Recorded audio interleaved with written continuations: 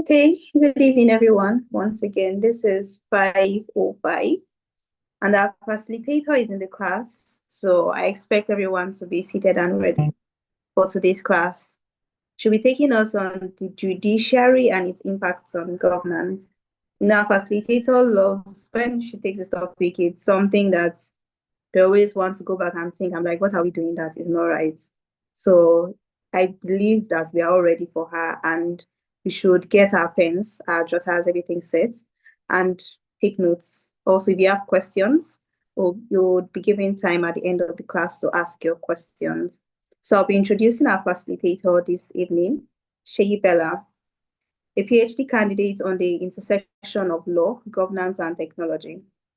She's an international corporate technology legal expert who holds an LLB and LLM from the University of Buckingham and an MSc in Artificial Intelligence and Technology Law from the University of Law. She is a certified information privacy professional and AI governance professional and innovative and strategic business analyst from Harvard Business School. With over 10 years of hands-on experience in the legal and governance field, specializing in navigating the complex landscape of global data protection laws, privacy regulations, compliance, and technology-related legal challenges.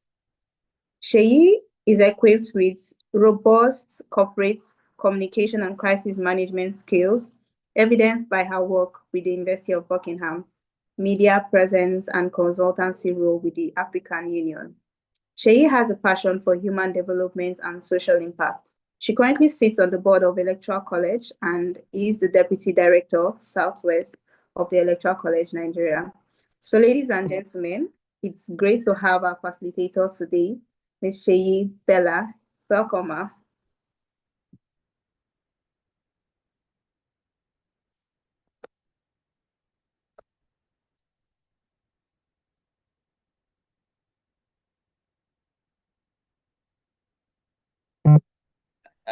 Hi everyone.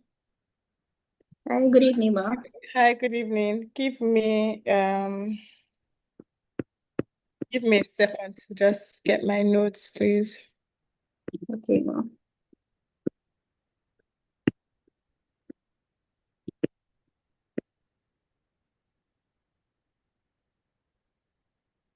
Just a second.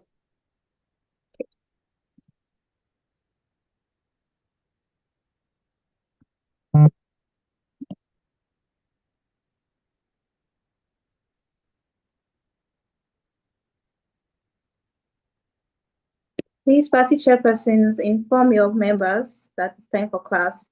The attendance is for this evening, so please and please inform your members to join into class. Thank you.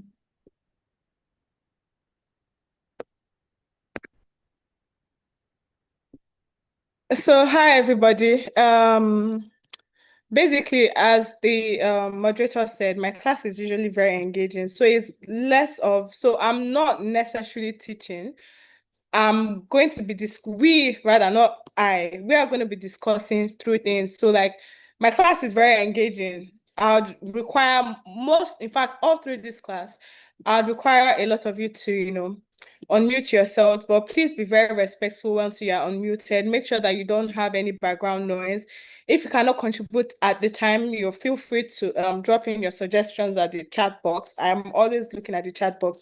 But whenever you want to speak or whenever it's your turn to speak, please, please, please ensure that your surrounding is not too noisy so that we can all, benefit from the class and all. So a lot of times I would require you to unmute and I would also require you to have your video on. Like I said earlier, none of us, we're all like this class is for adults. So I'm not here to teach or lecture. Most of the things that I have to say, you already know anyways. And the things that you think you don't know, all you have to do is just a little memory jog and you figure it out. So this class is extremely engaging. From start to finish, I would expect you to talk. If anything, I might even be the one that will learn a thing or two from you both, from everybody. So yes, that being said, oh, and I usually give freebies, to my most engaging students. So everybody, please come ready and come prepared. Um, The topic today's course is about the judiciary and also good governance. So basically, it's a blend of two different sectors. It's basically we're looking at the judiciary on one hand, and we're also looking at governance. By governance, I mean either good or bad governance on the other hand, and how the judiciary can help support governance. So I'm not here to tell you that I'm not here to list out the amount of courts that we have in Nigeria and what the court does. No, I should believe that we all have basic knowledge of that already. Nonetheless, please, just to ensure that we're all on the same page, is there anyone here that can, explain the judiciary to us? Basically, like a simple explanation or a definition or anything, like what you understand by the judiciary. You can raise your hands and the host would unmute you to speak.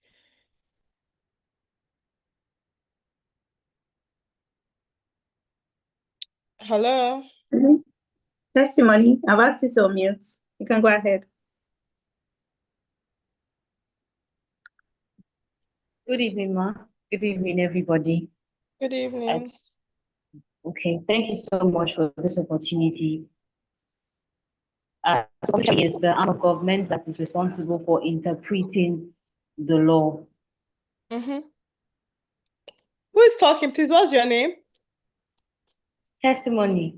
Testimony, okay, yeah. So you said judiciary is the arm of government that is responsible for interpreting the law. That's very correct. Anyone else? Yes. Wait, during my class, we have no wrong answers. We're just going to think through your answer and decide if it makes sense or not. Like, so please, everybody, feel free to speak out. Feel free to express yourself. There are no wrong answers. In fact, that's what this class is for. So testimony has given a very beautiful definition. In fact, that's one of the primary definitions of definition. Is there anything else? Good evening. Hi, good evening. Are you with me, House? Sorry? Yeah, judiciary can be described as the arm of government that interprets the law and adjudicates. By adjudication, I mean applying and using the existing law to settle disputes. Thank you. That makes sense. That's correct. So in times where there are no existing laws, by laws I mean precedents, what do you think happens? Any idea? For issues where precedent hasn't been set concerning a certain matter or jurisdiction. What do you do you want me to talk about that? Yes, briefly. Are you with me? Okay. Yeah. Obviously, but judiciary it either uses the existing law, the existing customs, or the precedents. That is what judiciary actually used to adjudicate. That is to settle disputes. It is either they refer to the existing law in terms of the content of the constitution, or they actually follow the existing customs and traditions. As in the case of customary courts, and at the same time, if there is no specific provision of the constitution addressing that particular issue, then they can actually make reference to a particular precedent, previous judgment or verdict of the court that is in tandem with that particular issue at hand. That's correct. Any other suggestion? One last one. Tunde, you've had your hands raised. Tunde Akin Folajimi. Yeah. Yeah, I'm sorry, Tunde Akin. Yeah, I'm a UK public servant. So I would like to think in the case where you don't have a bylaw, you could also have where there are no laws, you could also have, for example, maybe bylaws. And I think basically over here in the United Kingdom, the one thing I do know is that bylaws, they address matters that aren't covered by the national law, but they require local regulation and approval. Yes, and enforcement. So that's when you don't have, I don't know if I'm correct, but I would like to think so. So, having a law in regards, like a law is different from precedent. So the law might exist, but precedent may not exist. Precedent in the sense that, oh, this matter, there's a law for this, so, but this matter or this situation has never been adjudicated over. So yes, you're actually right. So we'll move on to our second definition. Yeah, this should have come before the judiciary, but I needed us to touch on the judiciary first. This is basically pretty easy and basic. I just need one person to sum up, give us like a quick summary of what they believe law to be, like a quick summary of the definition of law or their perception of law, what it should be. Quick one. We need to move quickly. Tunde, okay, Ogenefe Victory. Do you want to go for this? Thank you. Okay, I believe laws are sets of rules that govern the people. Correct. Yeah, laws are set of rules that govern the people. 100%. Laws made by who though? Laws made by who? And how? We're close, so the definition you gave is 100% correct. You just need to add like two more things, or someone else can actually take that actually, because what you said is 100% correct. So I'm just going to leave that part to someone else. Laws made by who and how? George, do you want to take this? Yes, I want to add to her definition. Laws are made by government and institutions. Mm-hmm. That's correct. Particularly which arm of government? The legislative. Correct. And when you say institutions, do you have like an example? Family, Mm-hmm. school, Family, or workplace. yeah. Okay. Yeah, you're right.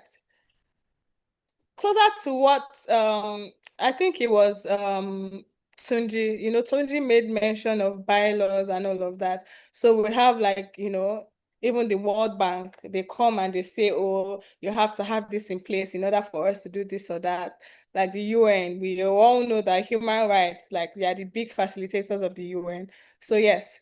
So well, now that we understand law and the judiciary, can anyone, so we understand what law is, right? Law is basically there are rules made by like the government institutions for like a certain jurisdictional set of people to follow. By jurisdictional set of people, I mean like their citizens, because as you know, law differs in every jurisdiction. The law that applies in Nigeria might not necessarily apply in the US, might not necessarily apply in India. Do you understand? So we understand what law is. Do you understand? And then we understand that it is the judiciary's responsibility, yeah, to ensure that these laws, are being upheld. Do you understand? Like these laws are being followed, and they adjudicate based on these laws and based on this precedent. They do not rule outside of these laws. And even when discretion allows them, even when they're allowed to use their discretion must be within the bounds of the law. So we understand what law is. We understand the role of the judiciary.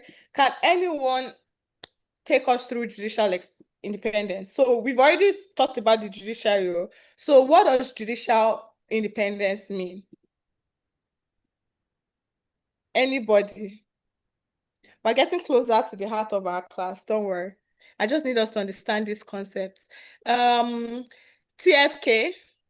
Who is TFK? Do you want to unmute?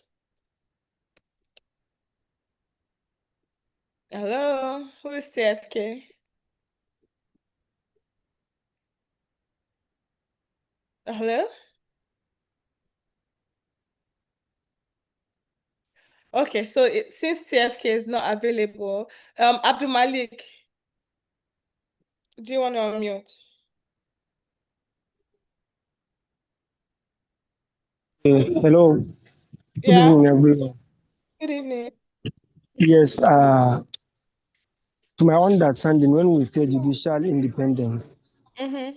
we mean a situation whereby the judiciary will be on their own free will to make their rules, regulation, to have their financial independence, make as in policies for them, execute it for themselves, make appointments among themselves, and discipline their members among themselves without the interference of the executive, but rather checks by the legislature.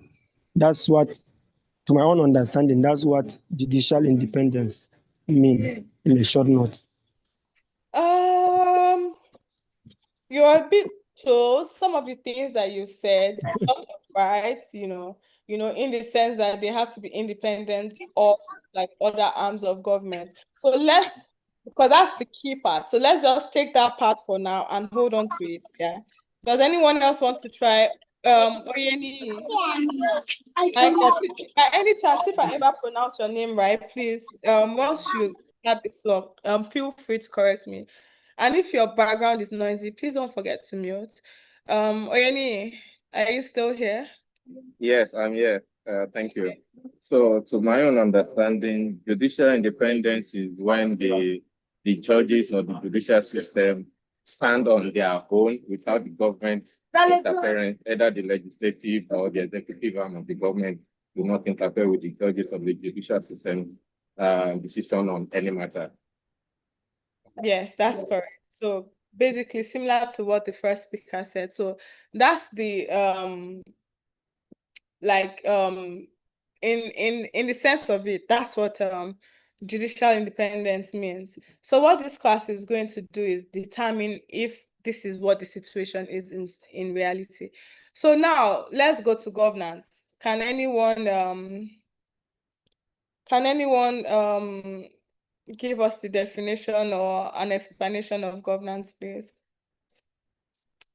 Anyone?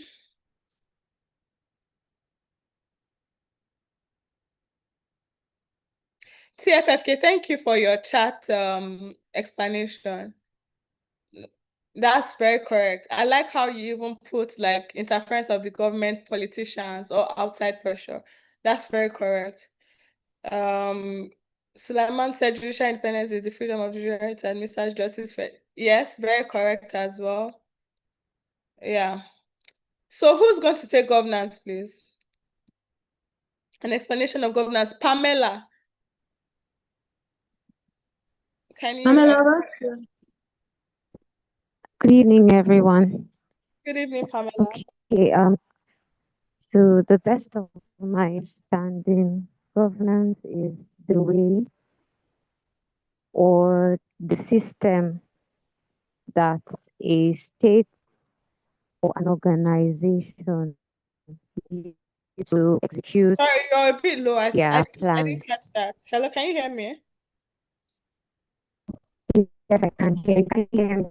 Yeah, so can you take that again? Because the network is a bit muffled. I'm so sorry about that. Okay, ma. Okay, I said governance, to my understanding, is the way or system a state or organization uses to execute their plans. That's just the simplest explanation I can give. Okay, so basically, sorry, come again. I'm struggling to hear you. I don't know why. Or Okay. Or you can also put it in the chat. Okay, Hello. I'll just speak then. Okay, I can hear you now. So hello, ma'am. have the floor. I can hear you now. I heard you. Okay, so go again, please. I heard you. Okay. Okay, ma. I said governance is the way or the system that a state or an organization uses to execute their plans, maybe to make decisions and to run their affairs. Yeah, that's correct. Yeah, that's correct. Yeah, partially. But so well, that's one of the objectives of governance. So that's not wrong at all. There's just more. So you've taken one. Is there anybody else? So Pamela is right. I just need someone to say something else. Comrade. Sulaiman said governance means the process of leading, managing, making decisions for the benefit of the people. which is correct. Basically the same thing that she's just said as well, just in a different way. Mm, um, Mayaki said governance can be explained by the system or process by which an organization, institution, or a country is directed, managed, held accountable. It involves making decisions, implementing policies, and ensuring that the power and resources are used responsibly, transparently, and in the best interest of the people. Yeah, so basically this is what she said, but broader. And this is what I was looking for, like keywords, which you've mentioned: transparently and accountable, and basically in the best interest of the people that it serves. So yes, that's the role of any governance. So we've talked about law, we've talked about judiciary, we've talked about judicial independence and governance. If we think, I'm going to give us just 2 minutes, right? Remember what we said about law. Remember what we said about judiciary. Remember how we've talked about judicial independence, that even if, the judiciary is supposed to do this, if they're not truly independent, they cannot do that. Do you understand? And we've now talked about governance. Can someone kindly, I'll give you 2 minutes to think on this. Can someone draw a link between all of these four presidents? So like law, judiciary, judicial independence, and governance. When you put it all together, what's the theme? What's the link? Is there anything that you can draw from that? I'll give you, because I don't want anyone, I don't want you to just talk. So I'll give you 2 minutes to sit on this. It's 1726 now. So 1728, I would expect people to raise their hands up for me to call. So 2 minutes. You have 2 minutes, please.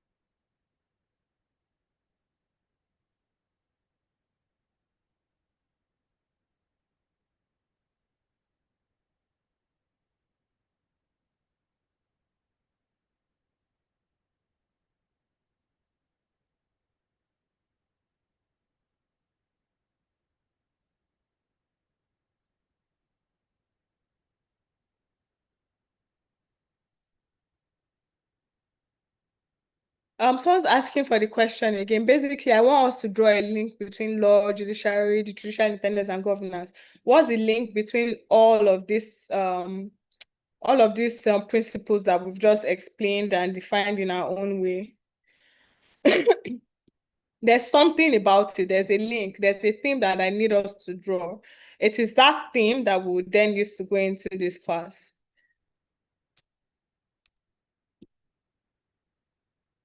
I'll give you 1 more minute, or less than a minute itself.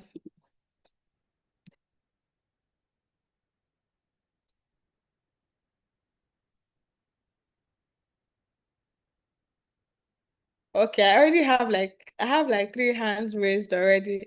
I hope it is raised to answer this question, or not for the questions that has already been treated. So I'll take Mercy. Kwabe. Please, if I don't get the pronunciation right, don't forget to, correct me once you're unmuted. Hi, good evening. Can you hear me? Yeah. Okay, it's Mercy Kwabe. Kwabe. Sorry, Okay. yes, Where are you thank from, you. please? Kwabe. It's a nice. I'm from Adamawa. Okay, so Kwabe, yeah. Yes, Kwabi. Okay, so from my point of view, right, if you look at it from a political science angle and you look at it from the social contracts which the state has with its citizens, you understand the linkages between law, the judiciary, and governance, in the sense that laws are intended to achieve justice. Justice is a core function of the judiciary, and in the aim of achieving good governance, justice is an important indicator right? And that's what I think. So I think that's a linkage. I don't know if that's the only linkage, but Very yeah. brilliant. Like I'm smiling. I don't know if you can see me. Please, the moderator, we're on page 3. So if you could slide up to page 3 so that everyone can have a view. We're on page 3. Mercy. That's very beautiful. So page 3 is just the page before this one, by the way. So yes, this one. Mercy, very beautiful. I hope somebody, I don't even know how anybody would top this, but you are very close. I didn't even expect anyone to be this close so soon. You're very close. Well done. And it's good that you took it from that angle, by the way. So we have I called on George? See, look at the expansion, the link that Messi has just given us. Please, everybody else should come with the same energy or higher. So please, George, you have the floor. Okay, Hey, so George. can you hear me? Yeah, I can hear you. Okay, so I think the connection between law, judiciary, and governance is just to establish a rule of law, basically, because they all work together. Governance rely on laws, and together with laws, the judiciary also will use the laws to interpret and decide matters. So there can be justice and there can be stability, and the rights of every individual in society can be protected. So Yeah. basically, I think the connection is to establish a rule of law. Yeah, so that's correct, actually. But I'm looking for, there has to be like, there's this oomph that I'm looking for. Do you understand? So that's correct. What you said is correct. What Messi have said as well, 100% correct. If anything, said she basically killed it. I just need, there's this extra thing that I'm looking for. I want to give others the opportunity to see if they would, touch on it. Job, you have the floor. Sorry, I can't hear you. Good evening. Hi, good evening. Yeah, thank you for giving me the opportunity. Yeah, so sorry, hold on. Let's see if you can hear this. Someone's asking you to type in your response. I think it's a very beautiful response. So please type so everyone can see. Okay, Job, we can hear you. Okay. I think Kwabe has almost said everything, but I will add Yes. a little to it. Mhm. The links between the four of them is simply they promote justice, peace, stabilities, and democratic development in most cases, and also they provide a good accountability and effective legal system. Mhm. That is just the link between these four. Thank you. Yes, that's correct. Very correct as well. We're all leaning towards the same junction. That junction is right, oh, but I need us to like branch into another junction for a bit. We've addressed that junction and it's 100% correct. But there's just something else. Bashir, do you want to try?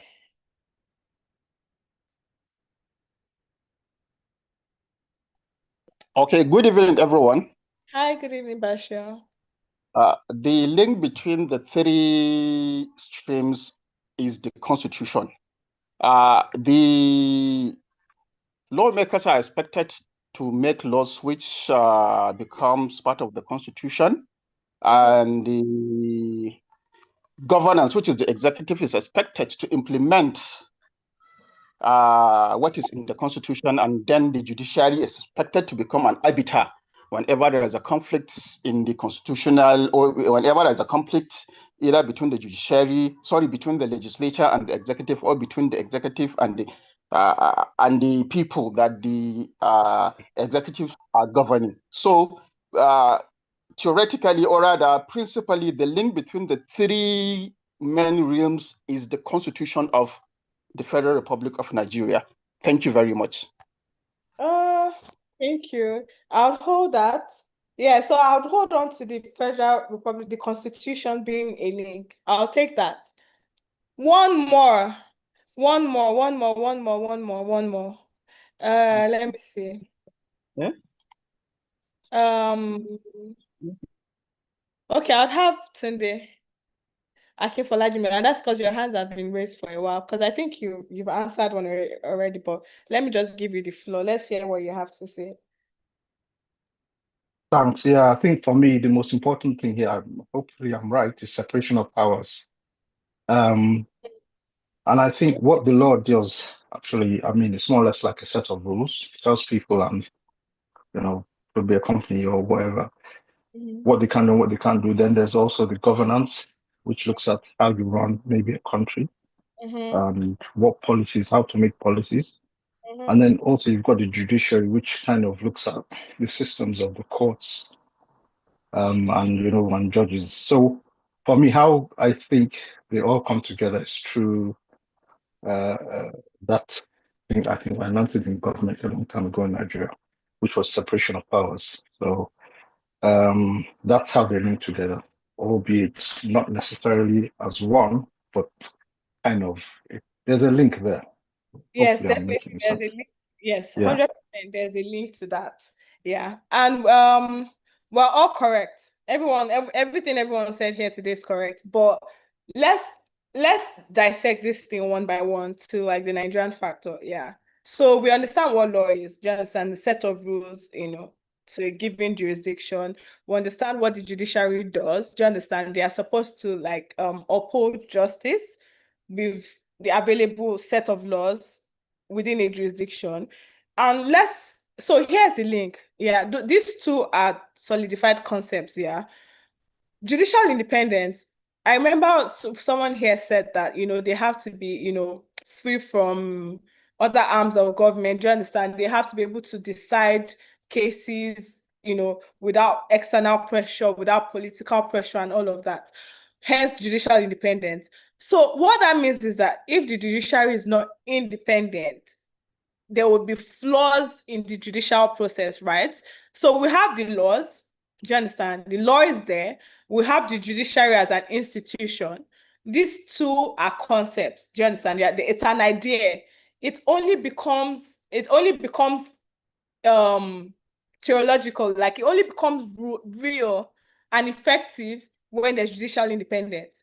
So, it's one thing to have the laws, it's one thing to have the judiciary, and it's another thing for this judicial body to be independent. Do you understand? Do you understand the link there? So that's one link, right? In order for the judiciary to work effectively, it has to be independent. If it is not fully independent, then good governance cannot truly be achieved. Do we understand?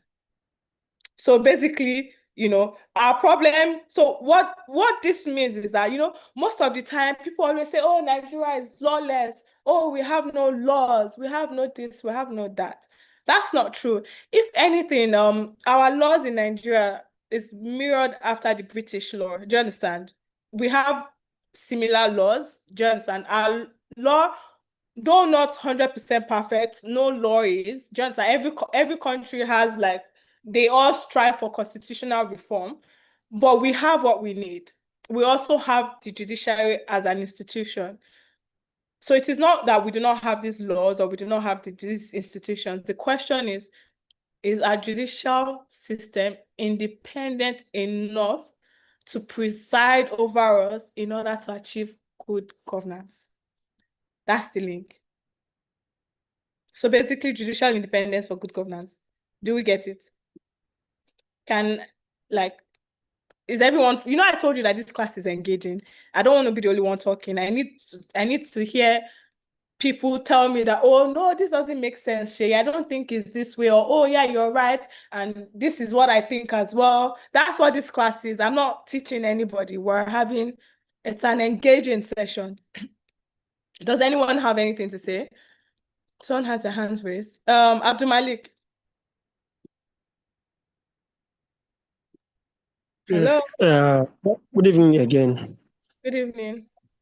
Yes. What I want to add is that, to my understanding, when we want to draw a link between law, governance, judiciary, and judicial independence, I think the core point we want to raise here is the issue of checks and balances. What I mean by checks and balances is a situation whereby if the legislature make laws, because that is what law, when we say law, indirectly we mean legislature. Then when we say governance, indirectly we are referring to executive. And then judiciary and judicial independence, indirectly we are referring to courts and court system, that is the judiciary on its own. So where there is no, where checks and balances is lost, where there is no checks and balances in this system, then definitely there will be no good governance and there will be no rules of law in the system in a country. So what I understand by the link between them is just checks and balances, and that is all.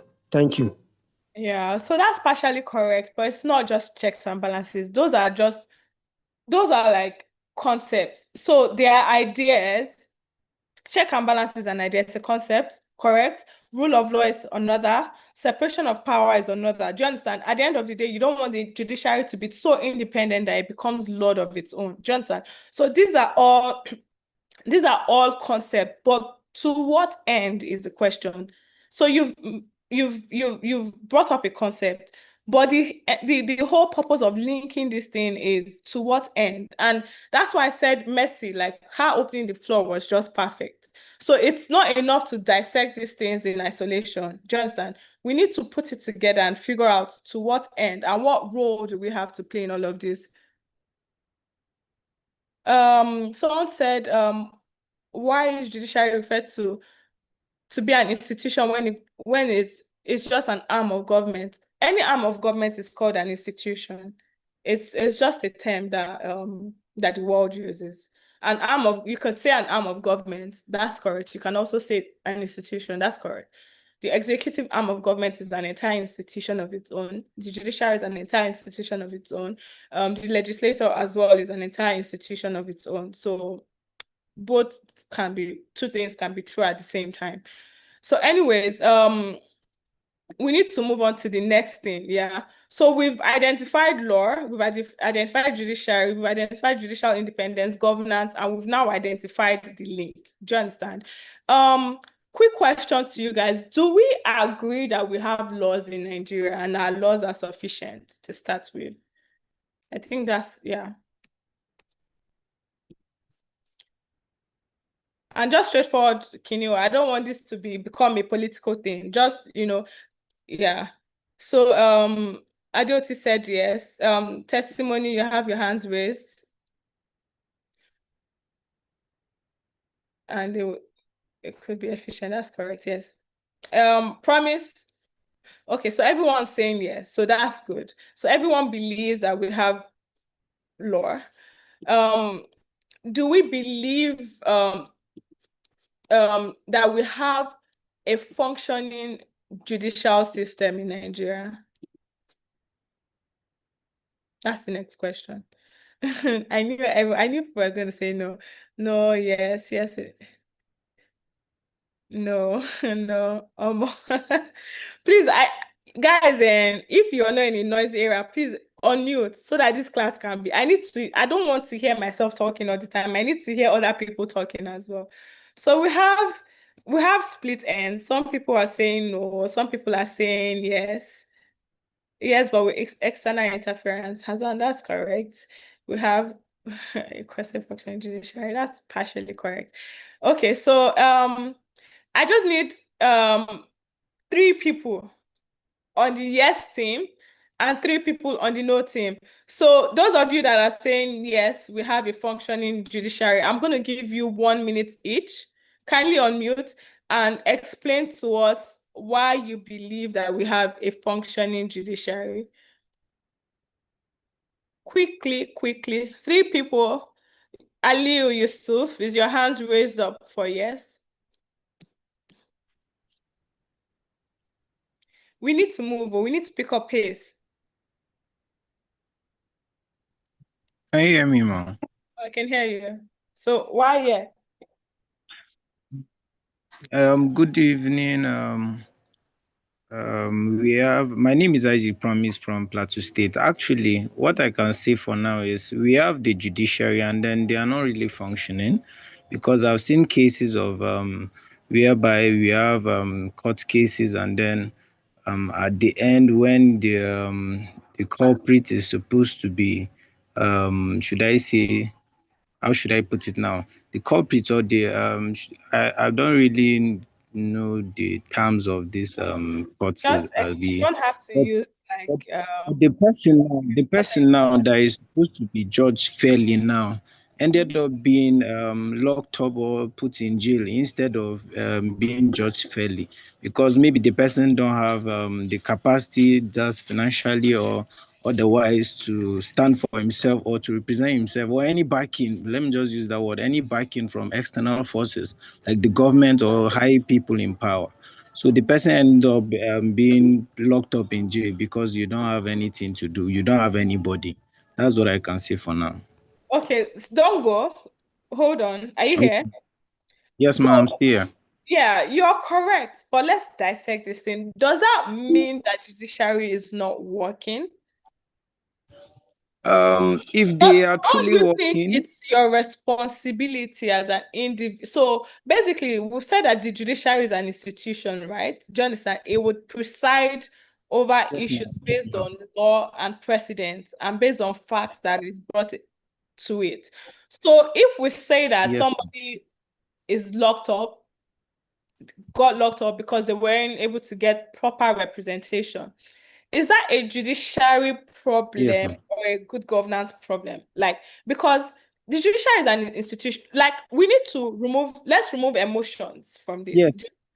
They Can I are. say something, ma'am? Mhm. I feel they are being influenced by some of these top government, should I say, officials, because if they are to act on their own, I feel in Nigeria they don't act on their own personal influence or on their power or independently. That's what I wanted saying. They don't act independently. They act either from influences of top officials or anybody that has the power to control them, Uh, otherwise, financial or otherwise. mhm. That can be sometimes true and Yes, sometimes ma'am. so yes, in certain situations, yeah, um, the Because I've judiciary. experienced such and then I've seen it. That's what I'm saying. So you've personally experienced such. Yes, ma'am. Okay, run us through your experience, please, real quick. There was Real quick. it's not a personal experience. Let me be honest now. It's not a personal experience. It's But it something was an experience that you were involved with. yes, ma. I was informed. Actually, this person got into issues with his neighbor. Should I say there was a money, should I say, borrowed to the person, and then the person couldn't refund, and then after some time the person was taken to court, and then the person that couldn't refund the money now was not even heard of why he couldn't refund the money now. And then at the end of the day, not even hearing his excuses, was locked down. I'd Um, be locked up. you mean he was taken to the police station and not a court, Yes, not yes, the court. yes, not So in a that's court, that's not complete.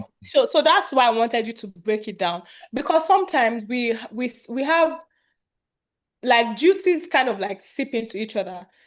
Someone being oh, charged to the station is different from someone being charged to the court. So that police and all of that, that's like the executive arm of governance and not the judiciary arm of governance. You see where, I get you. yeah, do you understand? So that's why, I took my time with you. I didn't rush you. I wanted you to break your experience down because sometimes, and it's totally normal. It happens to me too. Sometimes we get overwhelmed with emotions, and sometimes we get overwhelmed with personal biasness that we are unable to see where the real problem is. And if we cannot objectively identify a problem, how do we solve it? You see where the problem Yeah, is. So we yeah, I cannot see understand. that it is in this situation, it is not necessarily a judiciary problem, but like an executive problem. Do you understand?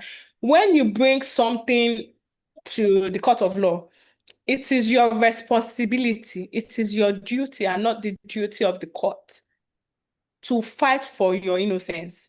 The court will not help you. That's why you need to get a lawyer. Now, it is sad and unfortunate that the less privileged, do you understand, might be less Yes, represented. ma'am. might be less represented. That's an economic issue, not a judicial issue. Now, that's like standard of living in a country being low. It's different from bad judiciary. Do you understand where I'm going to now? You see the I get you. and the perceptions that we have with these arms of government, and because we have munched up ideas, it kind of like limits us and it makes us feel frustrated on the options that we have. So my class today is just an eye-opener class to explain to you that these things, they are not as serious or as complicated as we take them to. Some obviously are. Do you understand? I do understand that we really do have issues with executive mishandling and all of that. But in this situation, yeah, we can see now that, the court will not help fight your case. The court will only decide based on the facts that you bring to it.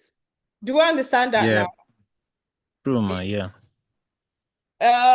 One more yes. Is there anybody else for yes? I'm guessing that everybody with their hands here is on the yes team, right? So we'll take good day, ma. Good day, ma. I'd like to ask a critical question. So you mentioned it being an economic issue. And since it's an economic issue, now there are countries which are younger countries, because I'm of the belief that it's more an executive problem, and I'll explain why. So it's an economic issue, but it trails back to the executive. Because what's done in other countries that don't have the standard of living that we have is that the court also appoints a lawyer for them. It's a welfare system that can manage. Might not be as good as the state lawyer, but also a good lawyer that acts on the behalf of those that do not have. Now, my question is, why don't we have such systems working in Nigeria? And I'm so grateful for this question. Again, this is why I like my class. And this is why I like people engaging me and asking questions and giving it back to me, because sometimes we don't even know that these things exist. Do you understand? So yes, we do have I don't know if anybody has ever been to Panti in Lagos. Do you understand? When you get locked up in Panti, or once you have an issue, do you understand? They can assign a lawyer to you if you request for one. The issue is, are they that good? Which is hence back to the economical side of things. Do you understand? Because a lawyer would rather go and work for an Aluko and Co. or a 10+ law and etc., where they have their ability to get better, as opposed to working with the government, where their pay per month might just be 40K. So it's situations like that. It still brings us back to what I'm saying. That payment, though economic, falls under the executive, because it's the choice of the executive to not pay state governments, state lawyers well. In countries that they pay state lawyers well. That's the legislative.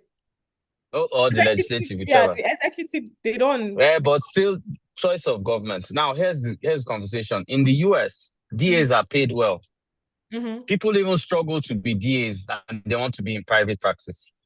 Do you get? It's harder in private practice. So why don't we have such situations? Now, I know you'd say it's legislative, but I'll still argue that it's an executive problem. Because when it comes to, though the legislative makes the set laws, the executive also can propose higher salaries and etc., which they don't do.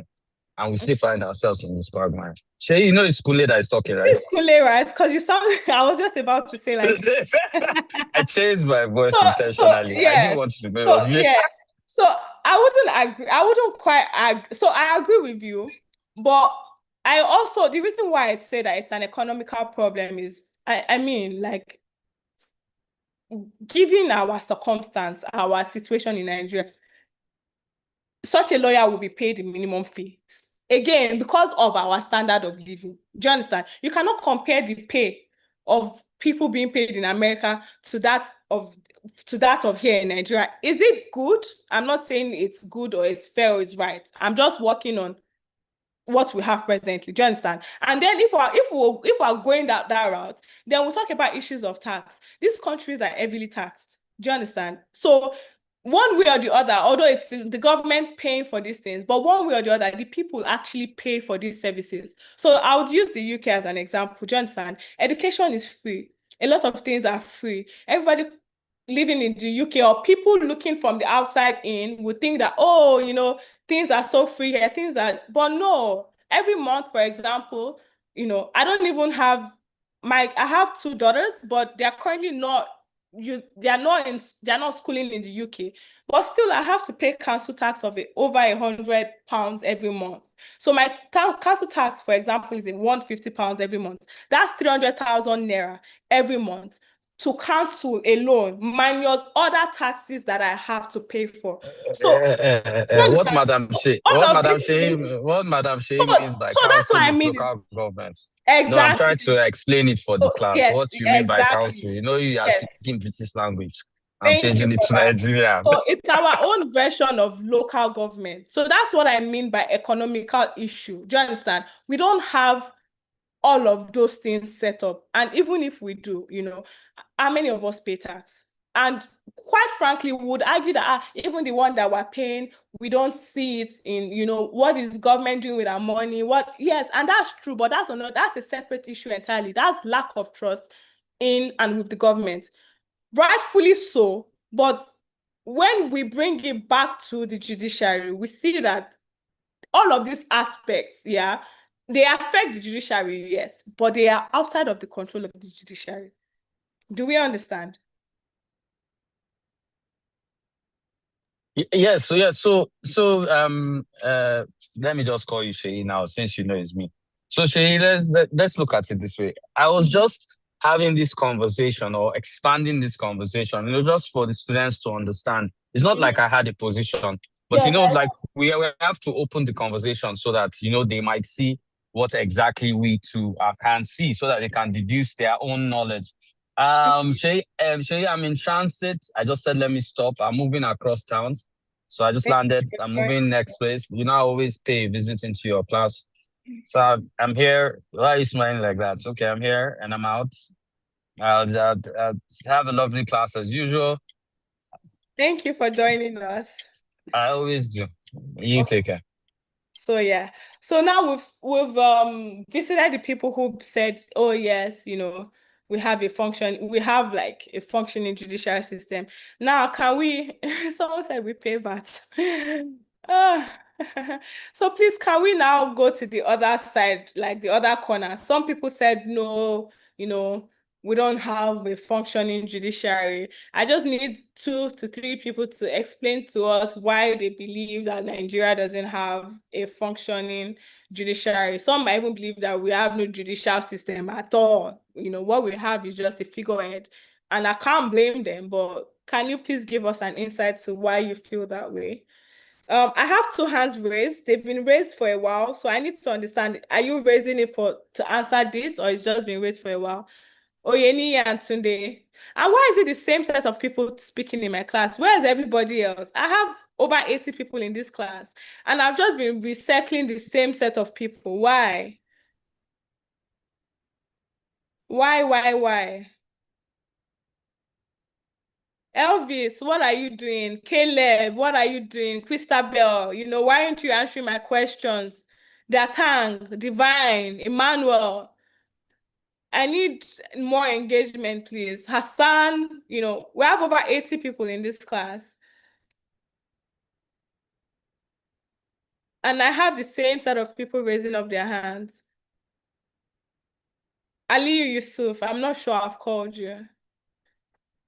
Oh, I've been raising my hand since, Comrade, Comrade, OPD. I don't know if I pronounced your name right. I'm so sorry. Please unmute and correct me if I didn't pronounce your name right. You have the floor. Very good evening to you. Hi, good evening. I am Aliu Yusuf Jalingo from Gombe State. Hi, Aliu. Fine. I have had a lot. And let me say, we are the people and we have had a lot. Maybe we are among the people that are just trying to learn from different angles before we chip in. That's okay. Yes, the judiciary we are talking about in Nigeria, I am at the yes side. And then, of course, yes, we do have a functional judiciary system. What we are having in Nigeria, our problem is we are putting our culture, our norms, and everything into the system.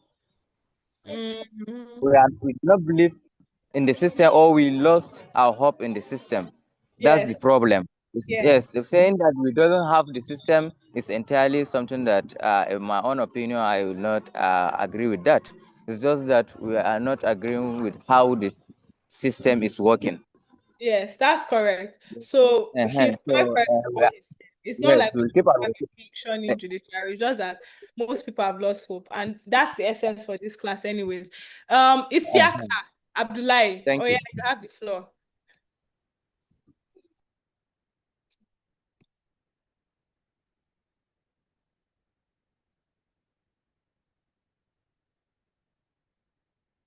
Isiaka, oh, you have the floor.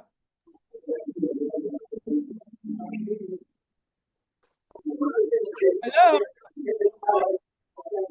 Okay, let's move on to Comrade if Isiaka is not available. Thank God now my hands have been accepted. All the while I've been raising my I hand. don't know why it's not coming up here. It's just your chat. I saw through your chat that you've been raising your hand. Okay. Thank God I've been allowed now. Okay. My name is Comrade Kobdi Bunde from Plateau State, Jos 19. Okay.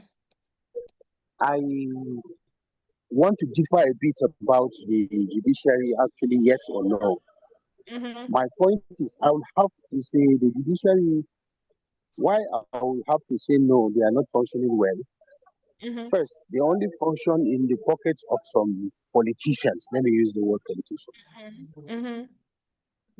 Now, in other words, let me give a scenario. Now, okay, let me just help them now to say a no to them and a yes to them. Now, in the no part, the judiciary, one, they are not fully autonomous organization.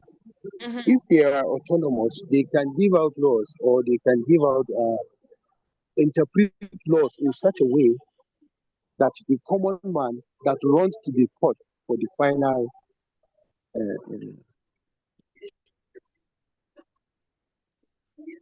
but now the judiciary sometimes when you go back to court, the court will, if you're not in the favor of the government, they muscle you down because there is no autonomy.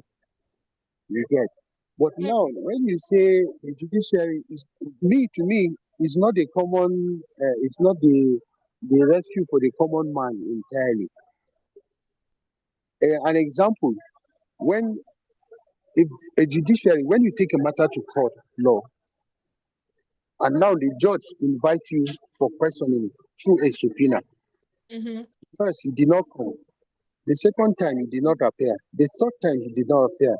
There's going to be a consent judgment. A judgment that in such a way that you just give a judgment because the person was not around. If you have been accused of stealing a cow or a goat, and they invited you to come and answer questions, you refuse to come. Definitely, you are a thief because you answered yourself that actually you are a thief.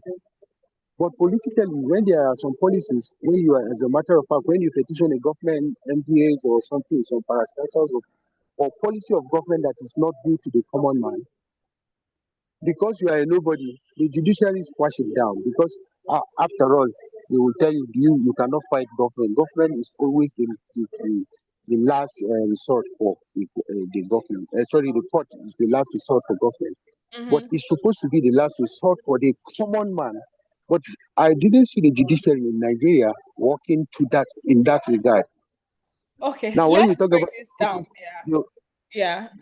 Your concerns are real and they are very valid. But let's break this down.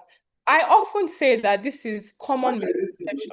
It is true that yes, our judiciary sometimes they get influenced by external factors. Do you understand the executive but there's something that we as individuals, we as citizens, and please everyone, I want us to listen carefully because this is the heart of my class. The heart of my class is usually minus all this back and forth that we usually do. The heart of my class is usually less than 30 minutes. Do you understand? we ignore one major primary thing, when we were in secondary school, in our government classes, a lot of us learned that there are three arms of government. There's the legislative, there's the executive, and there's the judiciary. Do you know that there's one thing they did not teach us? You see that it is not that we don't have laws or we don't have institutions that work. It is mental conditioning. Do you understand? There's one thing that we weren't taught. And I believe that at the stage that we're in life, and with the way our country is, we need to get ourselves thinking. I always say that there's no such thing as there are three arms of government. There are four. There's the judicial, there's the legislator, yes. There's the executive, yes. The judiciary, yes. But where do we fit into all of this? Me, you, the citizens. Are we not people in the government? Don't we deserve to be heard in one way or the other? Don't you think that to some way and to some extent that will constitute as the fourth arm of government? Because then again, who truly keeps these three arms of government check? We talked about checks and balances. Okay, if these three arms of government are checking and balancing themselves, who then keeps them together as a whole? Together, who keeps them accountable?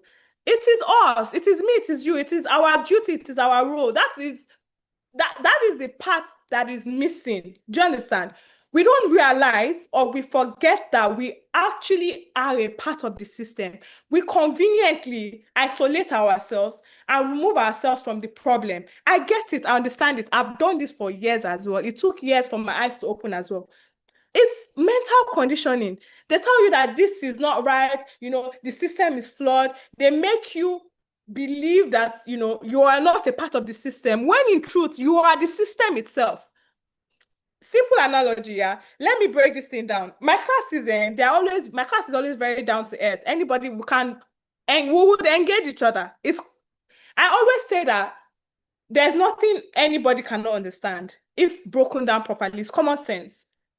Let's play it this way. You are an individual. See, let's say that this individual, remove the fact that the person is a good person or a bad person. Remove good, remove bad. Just an individual. Do you understand? Let's say you're a man. Imagine, I want us all, I hope that we're all together here. I want us to imagine a man with a wife and two children, a boy and a girl. Do you understand? He's probably just lost his job. He doesn't have a job. 1 month in, he finds that he's unable to cater for his family anymore. Do you understand? He cannot provide because obviously he's not earning.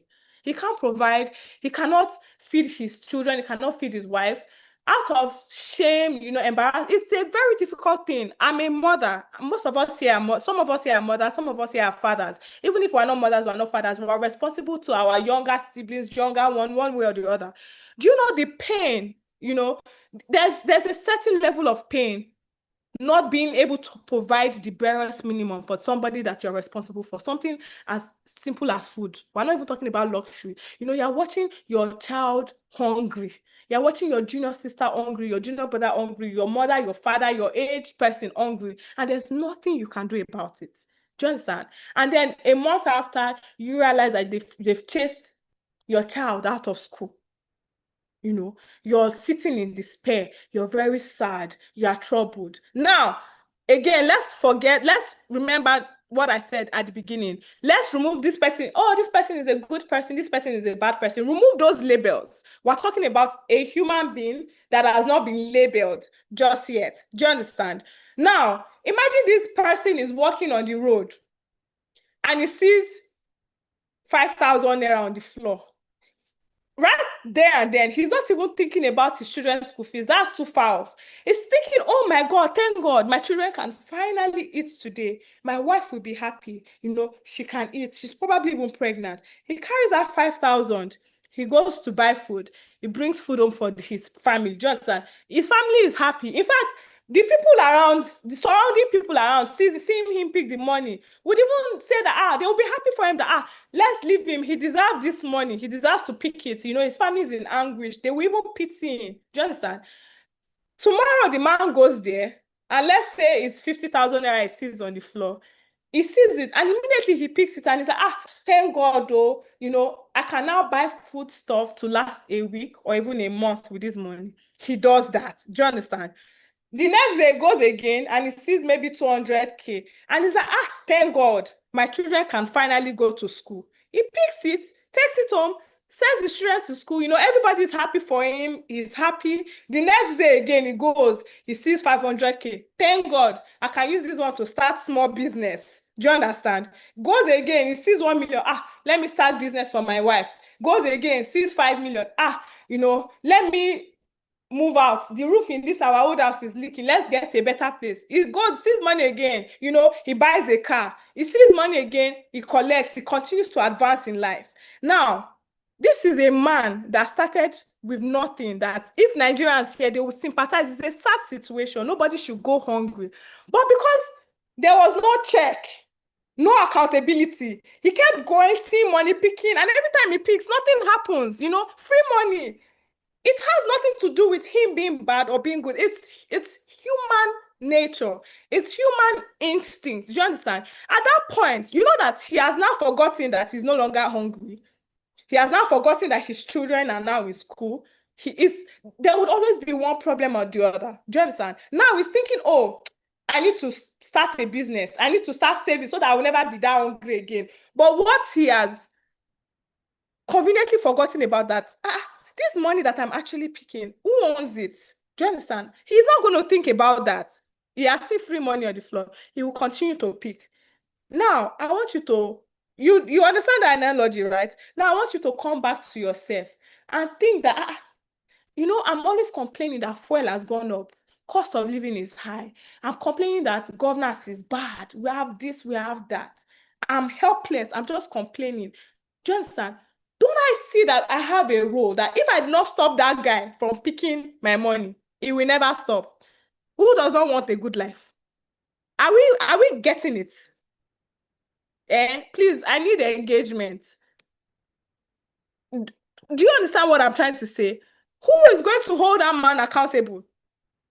Are you telling me that it is his wife that will hold him accountable? The wife that is enjoying the proceeds? Or his child that is enjoying the proceeds? So you want a politician is doing something that is not supposed to do. You want another politician that is enjoying the same proceeds to come and hold him accountable? Come on now. So this is what they did not tell us. Can you see that we are the fourth arm of government to put these people in check? Because if nobody does, it will be, it will be the same thing. We will complain. In fact, they know that that's all we do. Complain. Nothing will happen. Now, if at the second or third attempt, the man was arrested, let's say the second attempt, they beat the man up, and he sees the money the third day, and he's like, that beating I chop, in water, at least my children ate. If they will beat me again, no wahala, let me still take it. And they beat him again. And he goes back again the fourth time. And this time, instead of beating him, they lock him up for like a year or two. Even if he does it again, and they lock him up for like 10 years, and then the next time he knows that if he does it again, he will pay for his life, do you think he will continue to do it? Accountability. Where are we in all of this? Are we, we've said that we understand the role of the executive. Do you understand? We understand the role of the legislator. We now understand the role of the judiciary. Oh, Sunko, what's our role? That's my class, so to get you thinking in that direction. It's not more than that. You see all this going around and going around and going around that we've been doing is to land here. So I just needed to lay a foundation, do you understand, for us to understand. But this part that we've landed, that's my entire class, to get you thinking. Finish. What role do you play? Oh, the judiciary is bad. Judiciary doesn't do its work. Is this, is that. Have you held have you brought any have you brought any case to the judiciary and they didn't hold it? Do you understand? What have you done? What role yourself have you played? Oh, judiciary cheats, they do this, they do that. No, see, things are happening in Nigeria, yes, but it is not the judiciary to bring cases to itself. That is not the role of the judiciary. It is you who would bring things to the judiciary. The judiciary cannot bring cases to themselves and then decide on those cases. No, they rely on you to do that. That's where you come in. Finish, oh. That's where you come in. You know, some of us, we say that, oh, the judicial system is expensive. You know, where are we going to get the money to do this? Where are we going to get the money to do that? Quick question. How much do you think it costs to bring a case to the court of law in Nigeria? I need somebody to quickly, like 2-3 people, quick, just rough guess. If you don't know, just give me a good guess. Just unmute and tell me. How much do you think it costs to bring a case? Mercy, you have your hands raised. Please go ahead if you want to. Or if you have something to say. Oh, yeah, my comment was not on this last question you asked, by the way. It was on the previous question. So I don't know if you want somebody else to answer before I go. Okay, so what was the previous question? Don't worry. Yeah, the previous question was on the functionality of the judiciary. Okay, And well, I did have something to say, which was that I think, first of all, a lot of us are not knowledgeable about the legal system. And I don't even just mean, I mean generally, because there are times when I've been put in places where I tell people, oh, you know that you can actually take this to court, like you can actually handle this legally, and they're like, oh yeah, I don't want to, it will be too much stress and all of that. So you get that there's that aspect too. Then my major thought on the functionality on the judicial system is that it's actually relative based on what I've seen from my field, and I'll give you an instance. So I work mostly in the SGBV space, and for us an average span of, first, submitting a case, to when we get judgment is about 7 years. That's average. We've had cases that have lasted 15 years in court, right? And these are SGBV cases. So, and then we have also seen these court systems that, with some other crimes, they respond to it faster than they do to SGBV. So in an SGBV, sorry, for context, SGBV is yeah, sexual please, can you and explain to everybody else what yes. yeah, so So that for context, SGBV is sexual and gender-based violence, right? So when we have a case of either domestic violence or one of the things I deal with the most is sexual violence against children. So we've had cases where maybe a child is raped when they are 15, and then it's when they are 30. Sometimes they're even married in their marital homes. That's when we are getting judgment for these cases, which is quite ridiculous because the length of time also impacts the survivors. It does a lot and it's ridiculous. But then when there's a corruption charge, all of a sudden, court cases are swiftly, even when they adjourn, it doesn't pass like maybe, and I don't like that I'm even using corruption because corruption is not, they don't. Anyway, this is subject to my own, but you get what I mean. So when you have cases that, obviously there's vested interest in it from higher offices, you find that the court system moves faster. So I find that when it comes to the functionality of the judicial system, it depends on where you're standing. Some people can stand and defend that, the judicial system actually works because it does work from their perspective. However, it doesn't work for some other people, like most things in Nigeria, relative on different terms. Yeah, thank you. Thank you so much. See, the 2 times that you've spoken in my class has been beautiful. And you've raised a big issue. And even inside that issue, unknowingly to you, you raised a solution. You said something vital to cases like this. You said interest. Do you understand? Do you understand? So the question now is interest of who? So now, for example, most of these high top corruption cases, do you understand? It often relates with like some politicians or all these big institutional banks or big firm companies. Do you understand? They're able to get justice push for justice through one avenue or the other quickly. Again, it all comes down to what I said at the beginning of this, like a few minutes ago. Do you understand? The part that we have to play and accountability. Now I'm going to tell you why. If can the moderator go to page 7 of this class notes, please? Page 7. Mercy, I like where your head is at and how it's operating, because you're just sipping me into my class for me. Yeah, page 7. Yes, here. So can you see one of the key things that I've highlighted, do you understand, for practical engagement when it comes to the judiciary is public interest. Let me tell you something. See, this issue probably might be worse in Nigeria, but case delays and time factor is peculiar to a lot of countries. It's not a Nigerian thing. It would shock you that in America, here in the UK, and a lot of like first world countries, do you understand? Cases do take time to decide. Do you understand? But not the cases that piques interest. The question is whose interest? So, we've said now that, the system is partial, is this, is that.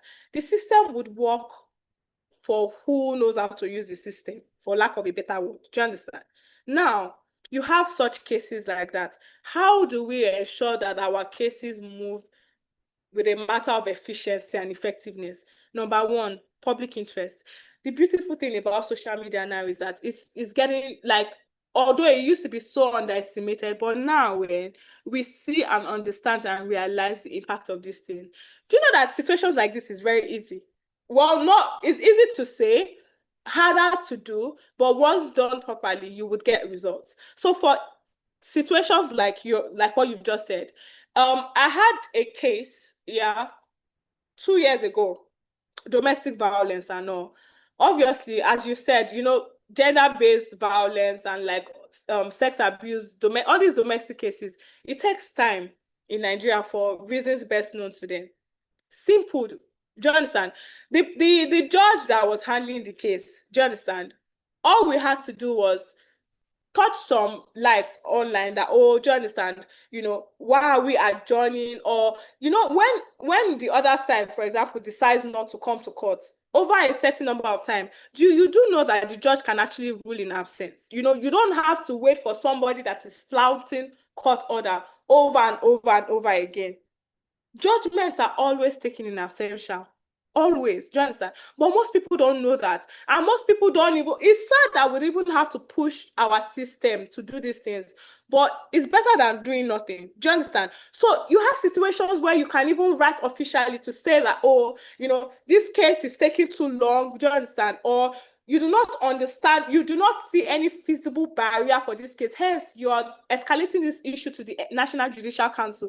You will see how that judge will quickly sit on it, because no one wants to have it. No judge who wants to have like a rising career wants to be flagged by the National Judicial Council. That's where we come in. Public interest. Do you understand? You cannot fight a system or beat a system that you do not even know or understand. And I'm so happy that Mercy pointed out at the beginning of this class. She said something that most people don't even know that these things are there. They don't even know that these things exist. Do you understand? If your judge is moving funny, do you understand, or is acting outside of the bounds of the law, you can escalate and report. But because most people don't know this, they just say, the judiciary is bad, or no need, I'm tired. And that's it. And you let them win. Public interest does a lot of good. This domestic violence case I'm talking about, I think it was resolved under 14 months. Do you understand? I understand, Mercy, that your situation is quite different because you're working with an establishment. Like, how many cases do you guys want to push that way? But it just takes one. From one, you move to two. From two, you move to three. That's, for people who have, someone said economical situation really affects the average person in Nigeria to even take legal actions or report cases. To report a case is like 1,500. To file a case, most cases, it's between 1,500 naira to 5,000 naira. It's not as, do you understand? See, knowledge is power. minus the fact that knowledge is power, knowing your way around things. Interest is power. You know when they say interest is power, interest is power. A couple of years ago, for example, an NYC individual, you see how they used to neglect NYC people. They call them compassion, all of those stories. An NYC guy here was posted to this community in Bayelsa State. Do you understand? And that the community was posted to, the school he was posted to, abandoned building. Like, do you understand? The students were, it's a government building. Do you get? Students were living shabbily, you know, even the building, once you see, like, the school was not even pleasing. It will not even encourage people to want to go to school. Do you understand? Do you know what this guy did? He just checked for, you know, public disbursement, and he realized that through the federal government, the Ministry of Education allocated almost 100 million naira funds to that school. Where did the money go? Quickly, a youth couple filed for FOR. Do you understand? He secured contract details, do you understand, of who the contract was awarded to. And before you know it, he petitioned the company. He petitioned the whole government. Do you understand? In the High Court. How much did he pay? 1,500. And in less than 2 years, sorry, he paid 5,000 naira for the case. And in less than 2 years, this school was awarded their 87 million naira. 5,000 naira. Do you understand? He took the situation to court. And the court, you know, awarded it 87. They insisted that the budget, the government budget that was meant for that school, be given to that school. You see, the problem here is that we know that we have bad governance. You know, we know that our politicians might not necessarily be the best. But what are we doing about it? Aside complaining. That's the trick. Do you understand? What are we doing about it aside complaining? The minute, look at what NSAS did. Do you know that until that movement crashed, NSAS is one of the most beautiful movements we've had in Nigeria before, you know, a lot of elements got into it. Because for the first time, our government was scared. For the first time, they were ready to listen. Why? Because Nigerians spoke with one voice, in one accord. And that's what we lack, accountability between me, you, everybody. Accountability. We keep forgetting that this government that we are bashing, we are a part of it. We are the fourth arm of government. You bash the government, you bash yourself because, okay, they are not working. What have you done? And let's not overlook, let's not think too much of it. I'm sure some of us here were thinking that, but really, what can we do? I'm just one person. I cannot fight the government now. I cannot fight the president. It's true, you cannot fight the government. You cannot fight the president. But that's also because you're overthinking it. You have no business with the president. Absolutely no business. Let me break it down to you. Your business should start with your local government chairman. I'm sure you've had local government class already. Your business should start with that person that is your House of Rep, your senator. Don't forget your governor for now. Forget your president. By the time you start looking at those people, things become harder to achieve. Now, let me tell you something. What most of us do not know is that our local government chairman or chair lady, as the case may be, they live within our community. Do you understand? They live with us. In this I've taught in several classes where we invite local government chairmen and their members will be in this class and they will not even know that their local government chairman is in this class.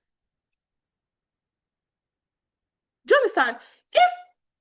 Again, another analogy, like the analogy I gave of that man, imagine a mango tree in your compound. There's one very yellow, ripe, juicy mango tree at the top of the tree. Do you understand? Very juicy. It looks nice and you really want it. But your hand cannot reach that top one. What do we do back in the day when we were in school? Primary school, secondary school, what do? You hold the branch, the one your hand can catch, you hold it right, and you pull it down.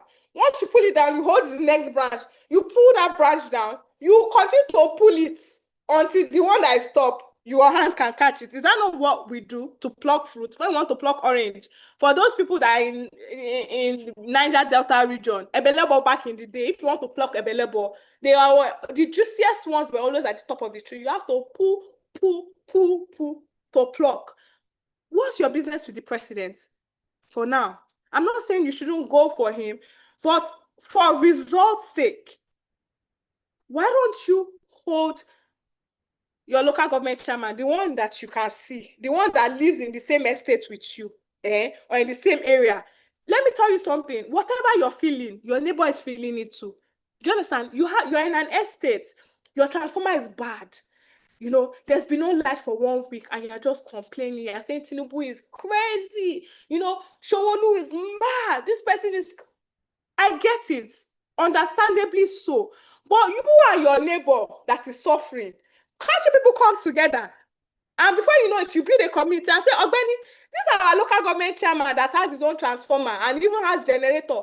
He's not feeling what we're feeling. No, let's march to the office. Let's march to their house. Let's camp tent there. We will stay there. By the time we start harassing him, do you understand? And start telling him that we know that they sent money to fix this transformer. Where is the money? Or they've done this, they've done that. Even if he does not have the money, by the time you put heat up his ass, do you know what he's going to do? He's going to hold the House of Rep.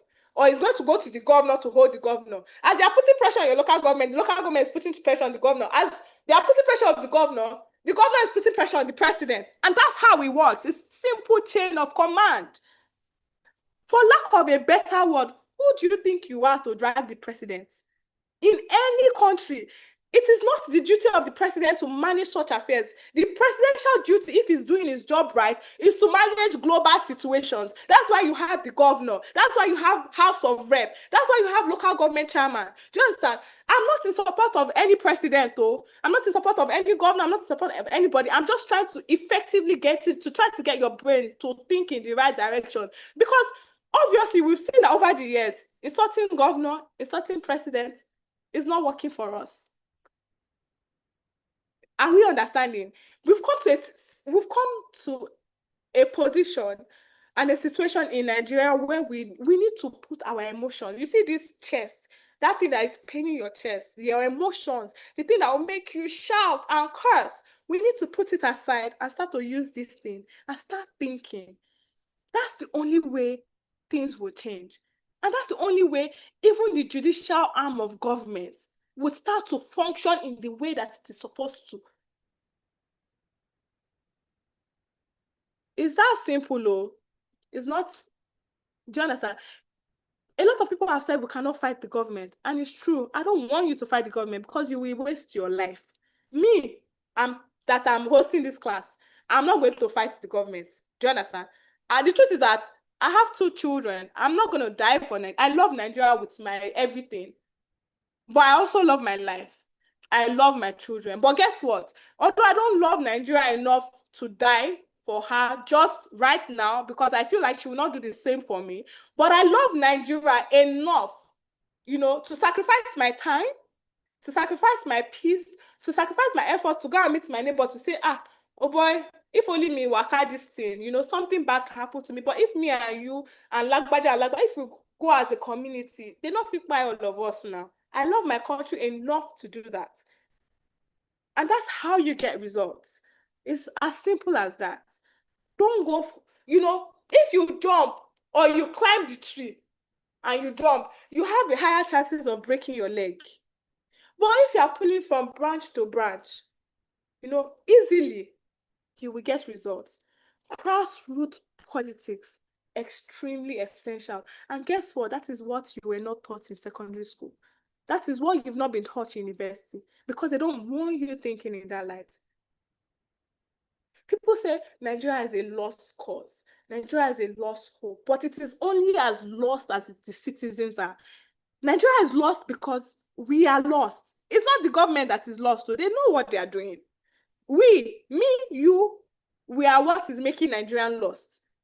When people say, may Nigeria not happen to you, you know, quite frankly, I will tell you the truth. Last week, I told Electoral College that I don't feel motivated to teach, that currently I lack the passion to teach, because I cannot face my students to tell them that they should stop saying, may Nigeria not happen to you, because I'm broken in spirit. And I was almost letting the idea of may Nigeria not happen to me, because, you know, the insecurity is so bad, kidnapping is so bad. Every day that my children go out to school, I pray. My heart breaks when they leave the house to go to school. It is not normal. I'm away from them now for a few weeks. And every day I'm praying, every day my heart breaks. Like, I shouldn't be praying for basic survival. I told the facilitator that I don't feel encouraged, that I'm sad. Like, things in Nigeria are so bad. I cannot honestly come to my students to say, stop saying may Nigeria not happen to you, because why the Nigerians happening to Nigeria, because things have gotten so bad. But I had to shake myself out of that feeling, because that's what they want. Do you understand? The minute we feel so hopeless that we are so tired to teach, so tired to want to do better, they've won. My brothers and sisters, us saying may Nigeria not happen to you is us. We're literally saying may us not happen to another person. Because at the end of the day, Nigeria does not belong to these politicians. We are the Nigeria. These people are less than 0.2% of the population. And you're dashing the whole of Nigeria to them. What do you mean may Nigeria not happen to you? The truck that fell off the road and hit another car, is that your government? You know that this truck is bad and you decide to drive it on the road and something bad has happened. Instead of, see, the way to get Nigeria working in the way that it should work is to properly give account. Hold who is supposed to be held accountable. If it's the president that is supposed to be held accountable, hold them accountable. If it is your governor, hold the governor accountable. If it is your local government chairman, hold the local government chairman accountable. Dear brothers and sisters, if it is us that needs to be held accountable, hold us accountable. It's as simple as that. Do you understand? You know, we keep saying that the road is bad. You know, there are potholes. The time Anthony Joshua had the accident, you know, before they even determined that actually it was not a road factor, the road was good. I saw a lot of comment sections say, it's bad Nigeria, bad government, the road is bad. That's why they had the accident, bad road. Quite frankly, yes, some of our roads are bad. But do you know that sometimes, again, knowledge is power. Do you know that sometimes it is not your federal government's fault? Do you know that it can be, some of us work in construction companies. You know, the federal government will not do everything. Their role is to dispense funds. Do you understand? If we are holding these people accountable, if we are interested enough, we would see and monitor that, okay, the 2026 budget is here. The people that are interested in transportation will look at the transportation budget and see the companies that have been allocated contract to fix so and so road. And when an accident happens, or when the road is not fixed properly, or when there's a pothole, you know not to hold your president. You know not to hold your governor. You know not to hold your local government. Why? Because you've done your assignment, and you know that federal government, they've disbursed funds, and it is one company, that has sat on the money and decided to use inferior goods to build the road that you and I are driving on. And because of that, in under 6 months to 1 year, the road becomes bad. And because we don't know better, we hold the government accountable again. When in truth, you should be holding your neighbor that works in that company that is supplying bad materials for bad roads.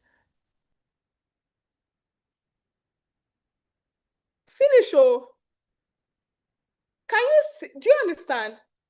Don't get me wrong, I'm not saying that our government does not have a hand in this. They have a big hand in this. But I'm saying that sometimes when we remove our emotions, when we're interested enough to know, we would actually see and understand that some of these things that we complain about, our life situation, it is eco district, do you understand? Or a certain private institution, do you understand, that is in charge of it. Then we know who to face. Our situation is that simple. It's from the lower branch that we will get the middle branch. And it's from the middle branch that we'll get the branch on top. Not the other way around. You can try from the top. It's just that process, it will cost you. It's a lot more deadlier, more dangerous and it will take time. And before that time has come, you are probably dead. So why don't you go for the lower hanging fruits? Why? Accountability. Fourth arm of government, me and you. Simple as that, the citizens. We say, oh, the US is so good. I want to jackpot to the US. The UK is so good. I want to jackpot to the UK. Do you think that if they know it's to hold their government like this by their neck, you think they'll be where they are? A lot of us forget history. The US had their history. The UK had their history. Before they have what they have now, the people stood up and said, enough is enough. Most of us, I'm sure a lot of us are following the World Cup. Norway history. We see and know that Norway, in the EU, they were Vikings. Back in the day, before civilization came, how were they getting by? By raiding other cities. Do you understand? They were savages as well. Everybody has their history, but the problem with Africa, the problem is with Nigeria is that we are wallowing in our history and we remain there. It is no longer an excuse. The countries that we look up to, the countries that we admire, not only are they 200 years old, 500 years old, they fought for what they have. It is not their politicians that fought for them. It was the citizens that fought for what they have. Look at our dear Rwanda in Africa. Rwanda you go to Rwanda now, so clean. The air, once you breathe in the air in Rwanda, you know that life expectancy will increase. Less pollution. Healthcare is a lot better now. Why? They fought for their freedom. It was not the government, though. It was the citizens. Most of them paid with their lives. They went through civil war to get to where they are now. But we as Nigerians, we just want to sit, do nothing, and expect favor to fall on our laps. That's not how it works. It's sad. It is not our fault. We shouldn't have to do this thing that we're doing. But that's the situation we're in. Remember the analogy I used earlier. A man that is not being held accountable will continue to take and take and take and take until he's held accountable. China, that we enjoy things from, we're enjoying a lot of innovations from China now. We're enjoying a lot of technologies from China now. Most of us buy our products from China. They used to be one of the most corrupt countries in the world until the people stood up, an uprising. And now they have a capital punishment for politicians who siphon funds. Once you siphon funds, you pay with your life and you're caught. By the time you equate it, is this thing really worth it? It will deter crime. But it starts with us, the citizens. It's that simple. I don't know if anybody has any questions.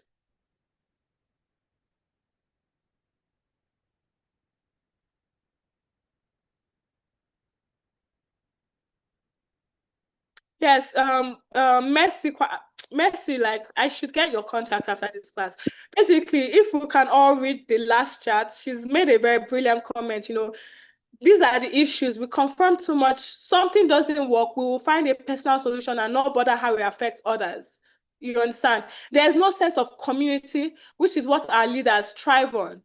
They know that it will be very hard to convince all Nigerians to have common view, which is true. They kidnap children and we can't even be united in how we demand accountability, justice and security. Very true. Why are we allowing 0.1% of the population tension us this much? Tension us so much that we go to international blogs, we go to international platforms and we criticize ourselves, we curse ourselves out. We say, may Nigeria not happen to you? We say Nigeria is a shithole. No, Nigeria is not a shithole. It is the people, it is a shithole because we are letting it be a shithole. I don't understand how we do not see that for every time we curse out Nigeria, we curse ourselves out. Because how many percent is our politician? Who is the one suffering? Is it not us? Think about it. Hey, Nigeria has dealt with me. Who is Nigeria, please? If you see my passport. If I go anywhere now and I'm carrying this passport and I say, may Nigeria not happen to me, don't I look stupid? What is Nigeria? Is Nigeria not me? What makes up Nigeria? Am I not a Nigerian? I'm saying I'm even saying that I have happened to my country. That's literally the definition. I get it.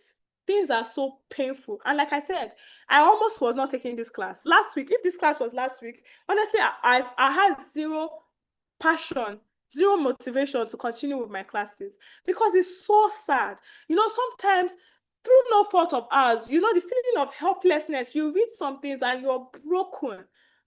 But it should not bring us to a state of hopelessness. We should bring us, to understand that, we need to do better.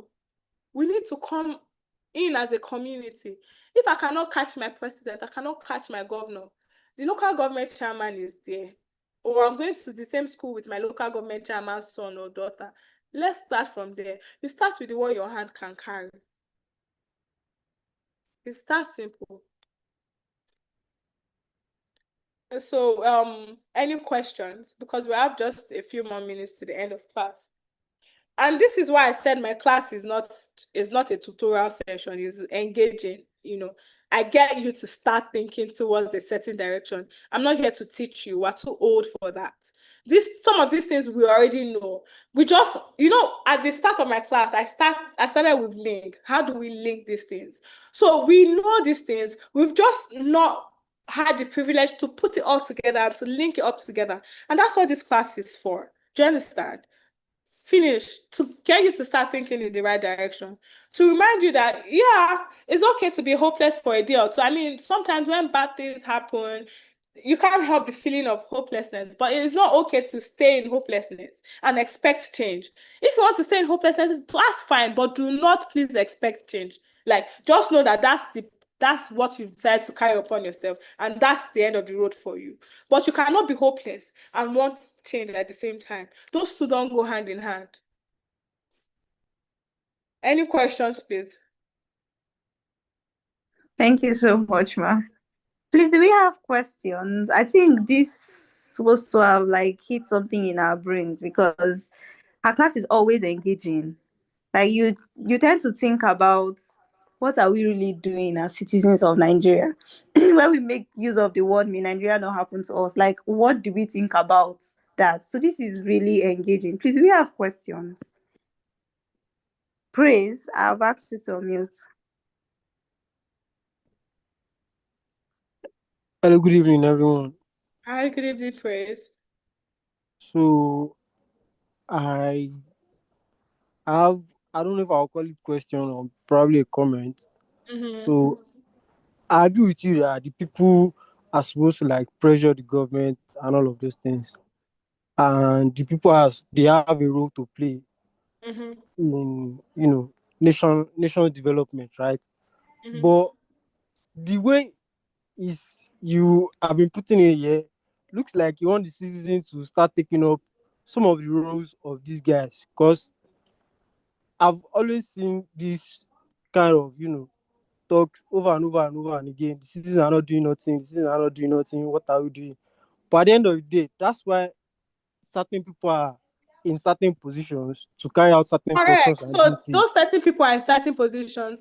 They are not doing what they are supposed to do. So what's the next? You see, So, I'm not Iman, absolving I feel them of like their we are responsibility and always excusing. So, in my own no, opinion, it's I feel not an like we're excuse. always excusing Listen to this. Look, certain no, people. listen to this timeline. Someone has a job and they are not doing their job right. Is the Then next they course should be of action fired. to attack them?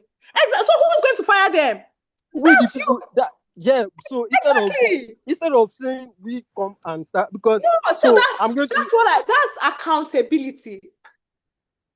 See, while thinking in the right direction, you're getting there, you're just not piecing it together. You have somebody doing a job, is not doing the right thing. You know, this analogy, I gave it earlier in class. I don't know if you're listening. Do you understand? Do you expect another politician that is doing the same thing to help you sack the politician that is not working? Come on now. Who is going to do the sack? Or is going to put fire on top their ass? Do you get it? I clearly said it's unfortunate. It's sad that we find ourselves in this situation when this is not what we're supposed to be doing. But if we have found ourselves in this situation, what is the next course of action? Somebody has a job, they are not doing their job right. And then what next? You want to be complaining all for the rest of your life. When the person knows that your complaint will not stop his salary from coming in, please, how would that incur any change? Actually, you are very much correct. So this brings us to a very much dialectical situation, because the realities and peculiarities of the country we are in does not fully allow for some of the things we might be crying for. I give you a real life example, real time. Anybody that lives in Lagos will know that waste collection is shitty lately, like in the past 1 year.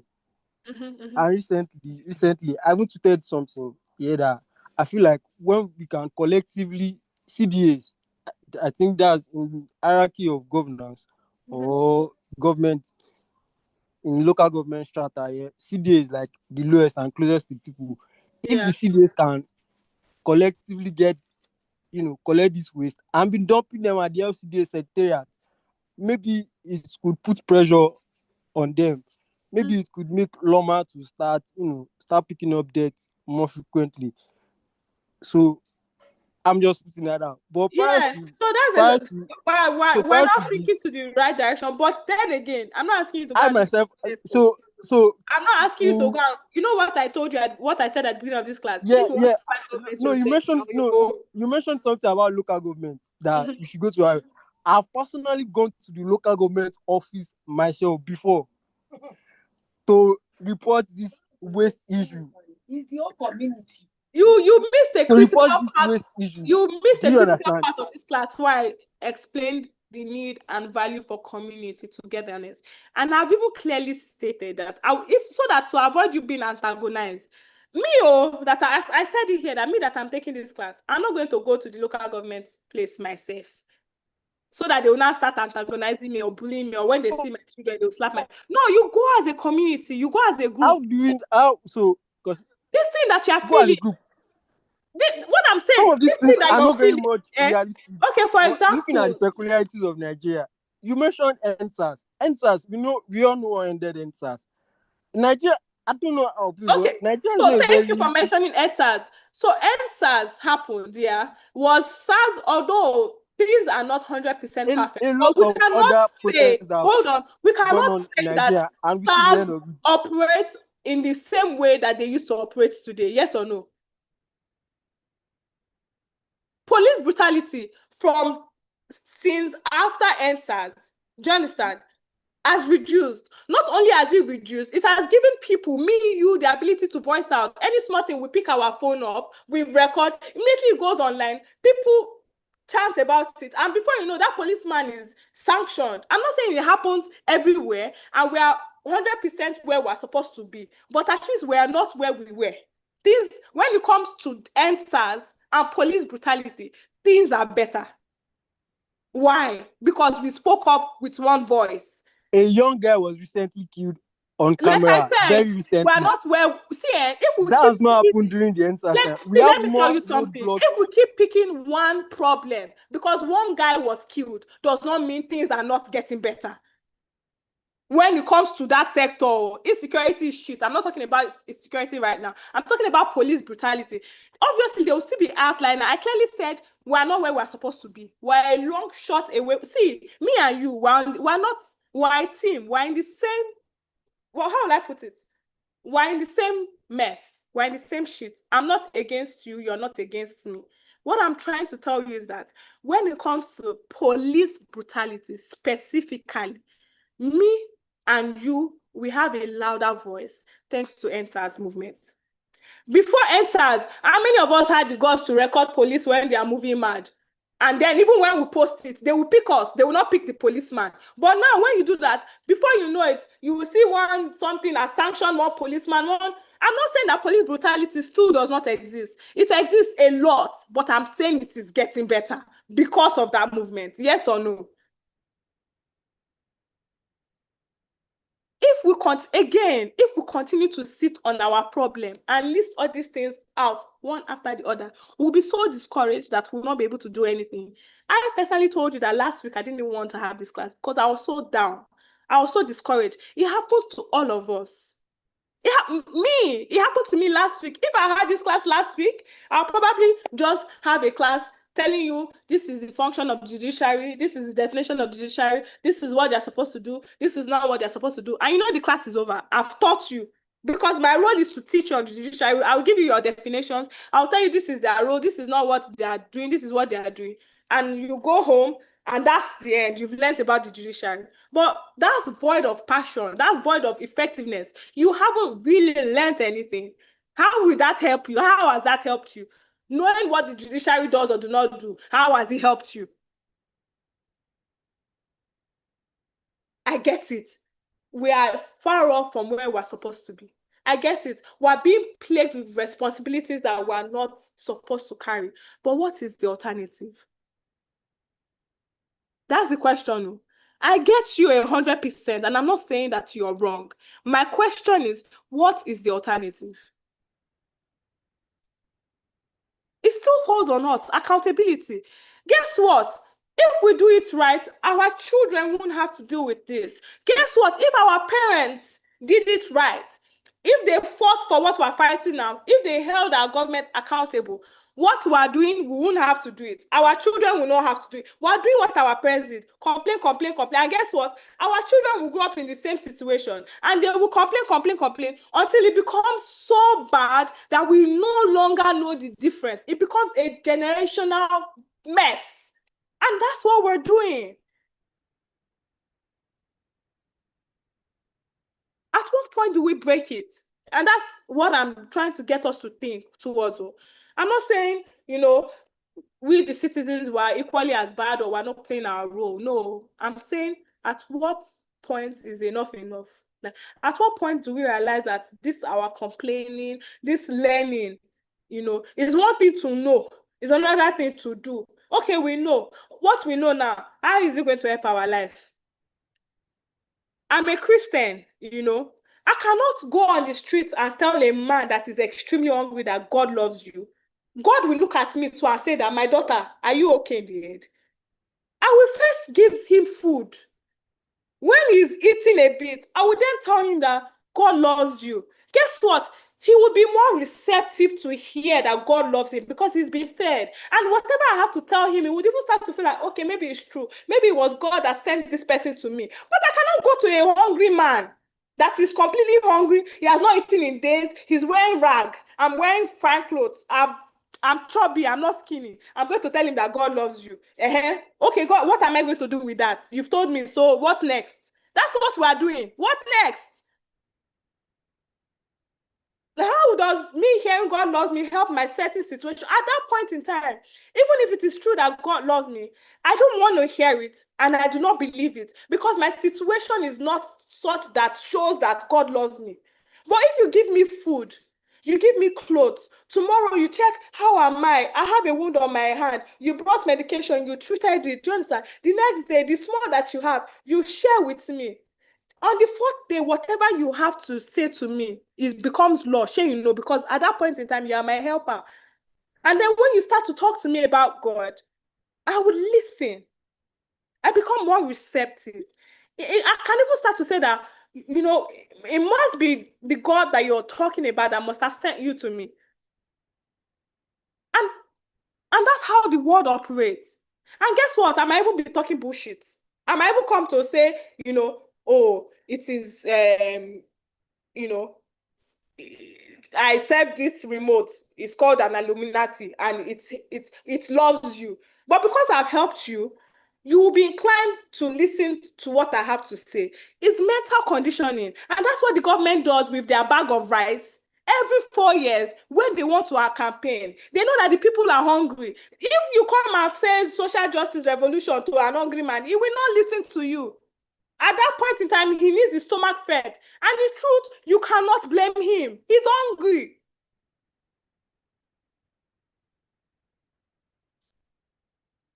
It's that simple. They don't want you to know this. It is, I don't know how to preach this enough, my darling men and women. It's our responsibility. It is me, it is you that will hold these people, because if we don't hold them, nobody will hold them, and it will continue. That's just the truth. Things are so bad. I get it, but guess what? It would only get worse if we don't do nothing. And you know what's more painful? Our children will meet it. Do you know since when I've been shouting things are bad? Nigeria is this, Nigeria is that. I do not have children. Now I have 2 children. Guess what? Things are worse than how I was even shouting that things are bad. And it's my children that would have to live with that reality. It's so painful. It is so painful for a mother to watch a child go to school and they are so uncertain as to their security. So painful for a man not to be able to feed his children and his wife just because the economical factor does not allow him to. My point is, at what point do we stop saying, may Nigeria not happen to you, and actually start to see that, this is what we deserve and this is how to go about it. And we want it so much so that we go after it. It's that simple. I mean, are you not tired? These people come out to tell you that, don't worry, Nigerians are stupid, they are lazy. They will forget this week that we issued statements that we are trying to refurbish a building for 50 billion naira. Next week, they will move on to the next news. And by next week, we really move on to the next news. They know these things, they see it, and they thrive on it. And you keep complaining. I keep complaining because we feel helpless, hopeless. But that is the problem. That helplessness that we feel, that hopelessness that we feel, the fact that we believe that these institutions do not work without realizing that it is us that we are supposed to make it work, is a vicious loop. Very unhealthy, vicious loop. It's that simple, though. Our problem might not even be the president, whoever he is, or the governor, whoever it is. We probably just need social re-engineering. We need to be taught in a different way. We need to be more aware. You start small. Are you a doctor? Are you a nurse? Do you understand? How are you treating your parents, your patients? Are you making the life of another Nigerian unbearable or worse? Do the best that you can in your field. Take it. It's a sad situation, I get it, but I can't fight the government. I'm not going to do it alone. I'm ready to, but I'm not going to do it alone. I'm going to do it the day I realize that my community is ready. When are we all going to be ready? How are we even going to be ready if we don't even know that we're supposed to be ready? Or if we don't even know that it is our duty and responsibility to be ready? Nigeria is for us. It does not belong to a certain class. No, it belongs to every one of us.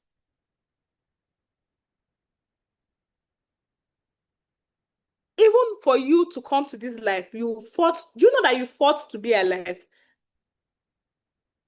Do you know how many spermatozoa had to swim to your mother's womb? You made it. From day one, you've been fighting to be alive. So why do you think that this would be any different? That's it. It's that simple. By the time you start overthinking it, it becomes harder. Break it down. Use the tree analogy. You have something to report to your local government. Don't let them target you. Go with your entire constituency. Whatever is wrong with you is wrong with a lot of other people. It's not just you. We've done it in my estate, in my community, a lot of times, and it has worked. Do we still have security issues? Yes. But is my life a little better based on the fact that, if armed robber even wants to come, there's now light for us to even see our neighboring. Do you understand? We have, at least the light is better. The ones that you can handle. It's small like that. Do you understand? When there's good road, when there's light, there's less bushes. Where does insecurity want to hide? It's small. Our problem did not start in day one. Do you understand? And our problem started when one person was kidnapped or one person was robbed and nothing was done about it. Another person did it, nothing was done about it. Then they did it, nothing was done, and then it became a job. It's one that becomes 2, that becomes 3, that becomes 100. The problem is that we did not cut it when it started, and now it has blown into a thing, and we're still not cutting it. It has become a norm. We've accepted it. That's our problem. Acceptance as opposed to accountability. We accept instead of holding ourselves and our government accountable. I'm not absolving myself from this. I'm guilty. I'm just saying that you're guilty as well. And I'm saying that now that we know, what can we do about it to make our lives easier? And if you've forgotten about your life, your children's lives easier. It's that simple. I don't know if anyone has anything to say.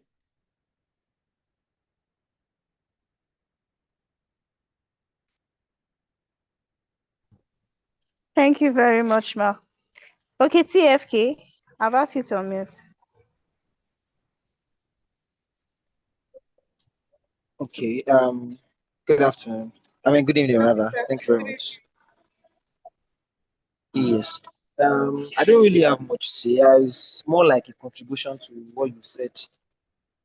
Most of the top countries, nobody is perfect. Yes, they present the beautiful pictures to every other part of the world. But let me just give some instances just to enlighten us. For example, for those of you that are in the UK, London especially, there's this common thing that is always happening: thefts on the streets of London. Thefts, especially the thieves with daggers walking around the streets. For people that are in London can testify to that.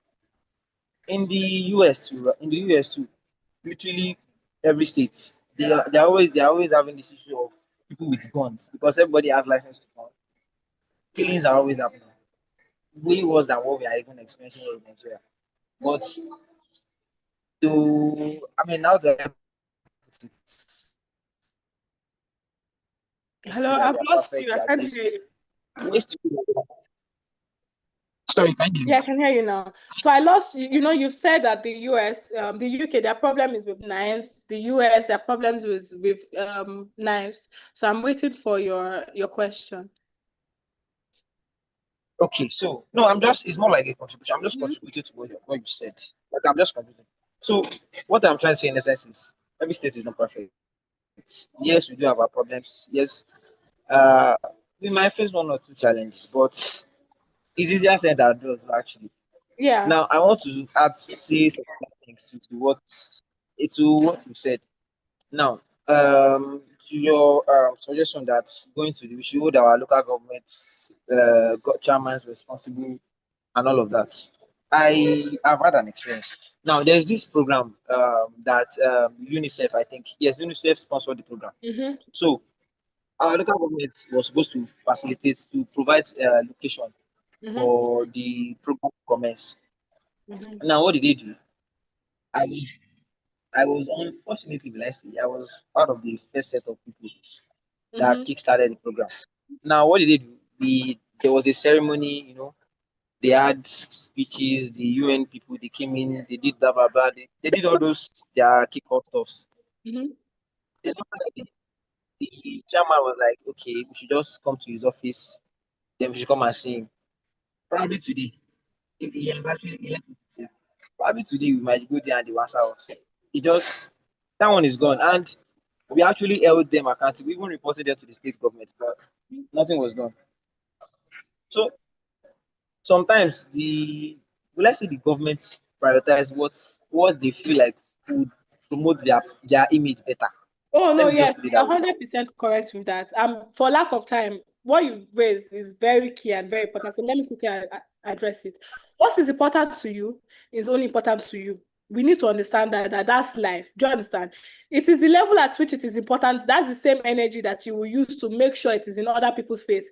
Most times with things like this, it is not enough to go once, twice, or three times. If you check the screen, you will see within the judiciary, I put court watching and trial observation. You need to keep at it.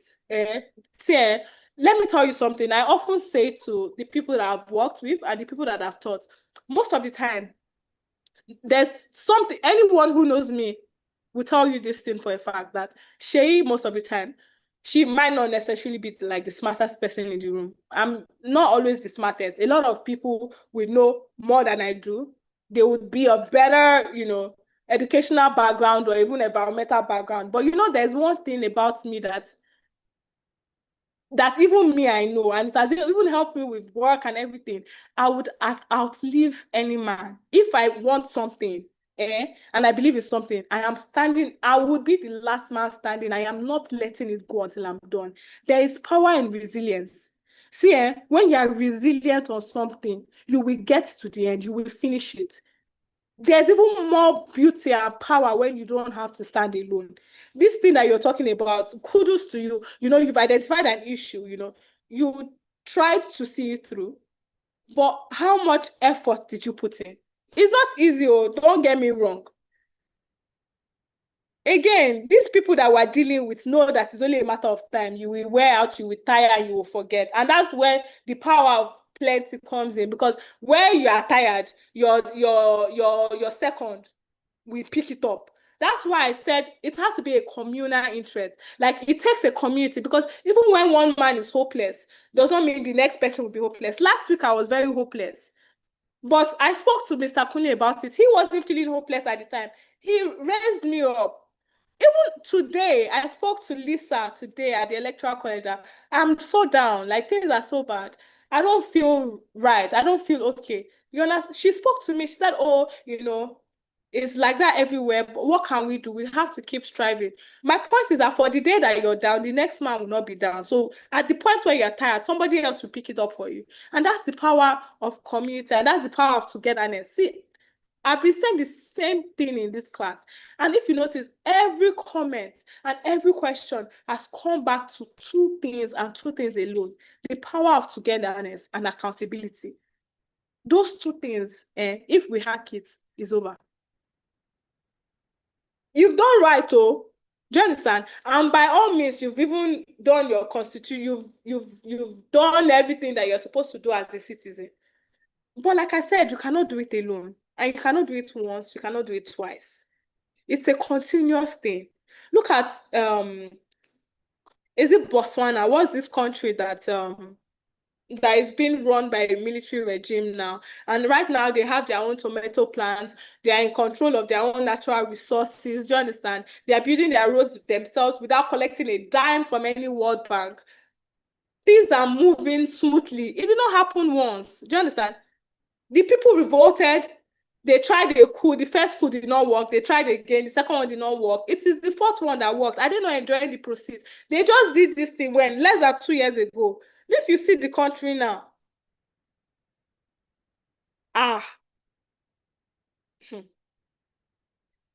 Next, any other question? Because we are actually even out of time, but yeah. I want to quickly address the question that Messi put in the chat group. Specialized courts is, Burkina Faso, thank you. So specialized courts is one of the ways to get things. Let me just quickly go through that. It's one of the ways to get things to move on quickly. You're right to say that Lagos already does that. Ekiti is already doing that. In fact, Abia State, I believe that they are putting in, I believe that they are in works of doing that as well. So yes, like special courts, they help in things like this as well, especially during COVID. Lagos started utilizing theirs very well during COVID, and we see how that put less pressure on the judiciary as well. So that's another way to go about it. Yes, Abia started, exactly. So yes, that's another brilliant suggestion. And yes, the country, Burkina Faso. If you see that picture before and after, you'll be shocked. People used to say that it takes years for government to work. Look at Burkina Faso. Under 2 years, they had enough. Their people stood. Guess who is the people building the road now? Is their people now. They are the ones contributing from their salary to build their roads, to do the things that they are doing. Before they got to where they got to, they stood and said enough is enough. We will no longer be led by bad governance. And they are reaping the fruit of their labor. They did not try once, and because they failed, they said they are not doing again. Or have you ever heard, may Burkina Faso never happen to you? Burkina Faso, they were in a worse off situation. There are so many African countries that, look at Rwanda. Rwandans, they had genocide, civil war. Did you hear on CNN or BBC or anywhere, may Rwanda not happen to you? Because they knew what they had to do and they knew what they were fighting for. We Nigerians that we've not even smelt anything, we'll be jumping on any blog that we see. Stupidity.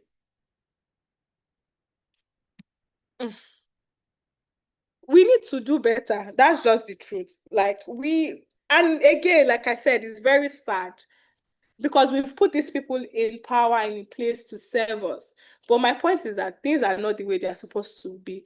We either stop complaining and take it like that, or we start to do something about it. And the best way that I can see, without you or I having to pay with our life, is to march as a community, to go together.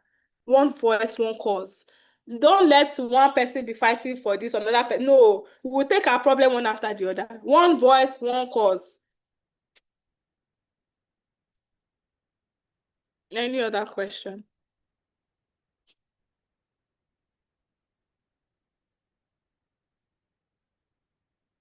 Yeah, sorry.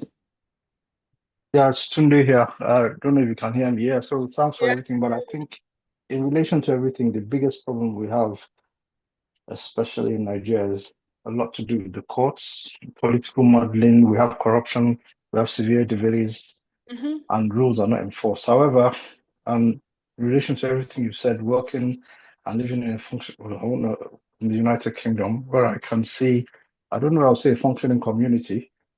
The one thing I've learned is how each and everybody is accountable, and we need to have that back home. We need to have collective responsibility. Yes. When you have collective responsibility and accountability, then it will work. We need to go away. We have to also have a very good culture whereby we stop saying stuff like, oh, if one person eats money, as long as the job gets done. That's ridiculous. I've seen the way you can interact with your councillors, MPs here. You write them a letter, they get back to you within due course. But the most important thing back home is, well, back in Nigeria, they need to have collective responsibility and awareness. And in relation to what you're talking about, the courts and stuff like that, I think recently I was able to go to the House of Lords or House of Commons, and they showed us how the whole legislative process went. And I think it was even free. So you can, I mean, these are things that we need transparency, you need awareness, and you need collective responsibility. And everybody has to be you need to come away from that notion that everything is about money. Yeah. Until then maybe we'll work, but until. And then another thing also, a lot of people who come from here, they want to go back home. They say, okay, let me try and change the system. What happens over there, unfortunately, is that you are dragged down with the quagmire. And then you have to start fighting against the whole world. So a lot of it is the mindset. So I don't know if I've made any sense. Thank you. Thank you for the contribution. Anyone else?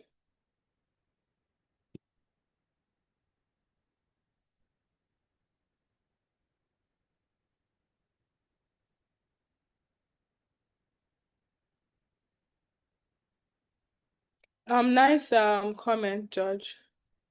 At least we're all, we're all understanding and thinking towards that light. I hope we understand that this is not to absolve the government off of their rules. This is just to remind us that, okay, fine, we have this. What next? I think we should all get to the area where we're actually thinking, what's next? So, please, any questions?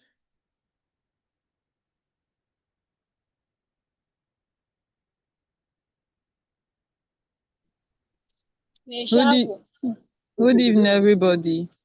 Ma, there is no other person to ask question. Yes, so because we haven't done stuff, Yes. it's 7:17 already.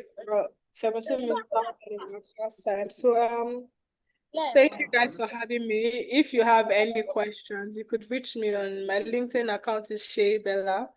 On across every social media, my name is Shay Bella. Email address is also shaybella09@gmail.com. I'm happy to answer as much questions as time would permit me to. So yeah. Thanks for having me.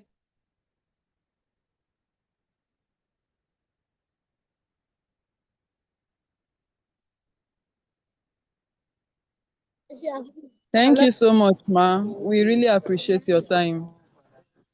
Thank you. And I also want to appreciate everyone that took out their time to participate from the beginning to the ending. I also want to remind us all that from tomorrow, the lecture continues till Sunday. Thank you, everybody, and have a wonderful night rest. Thank you.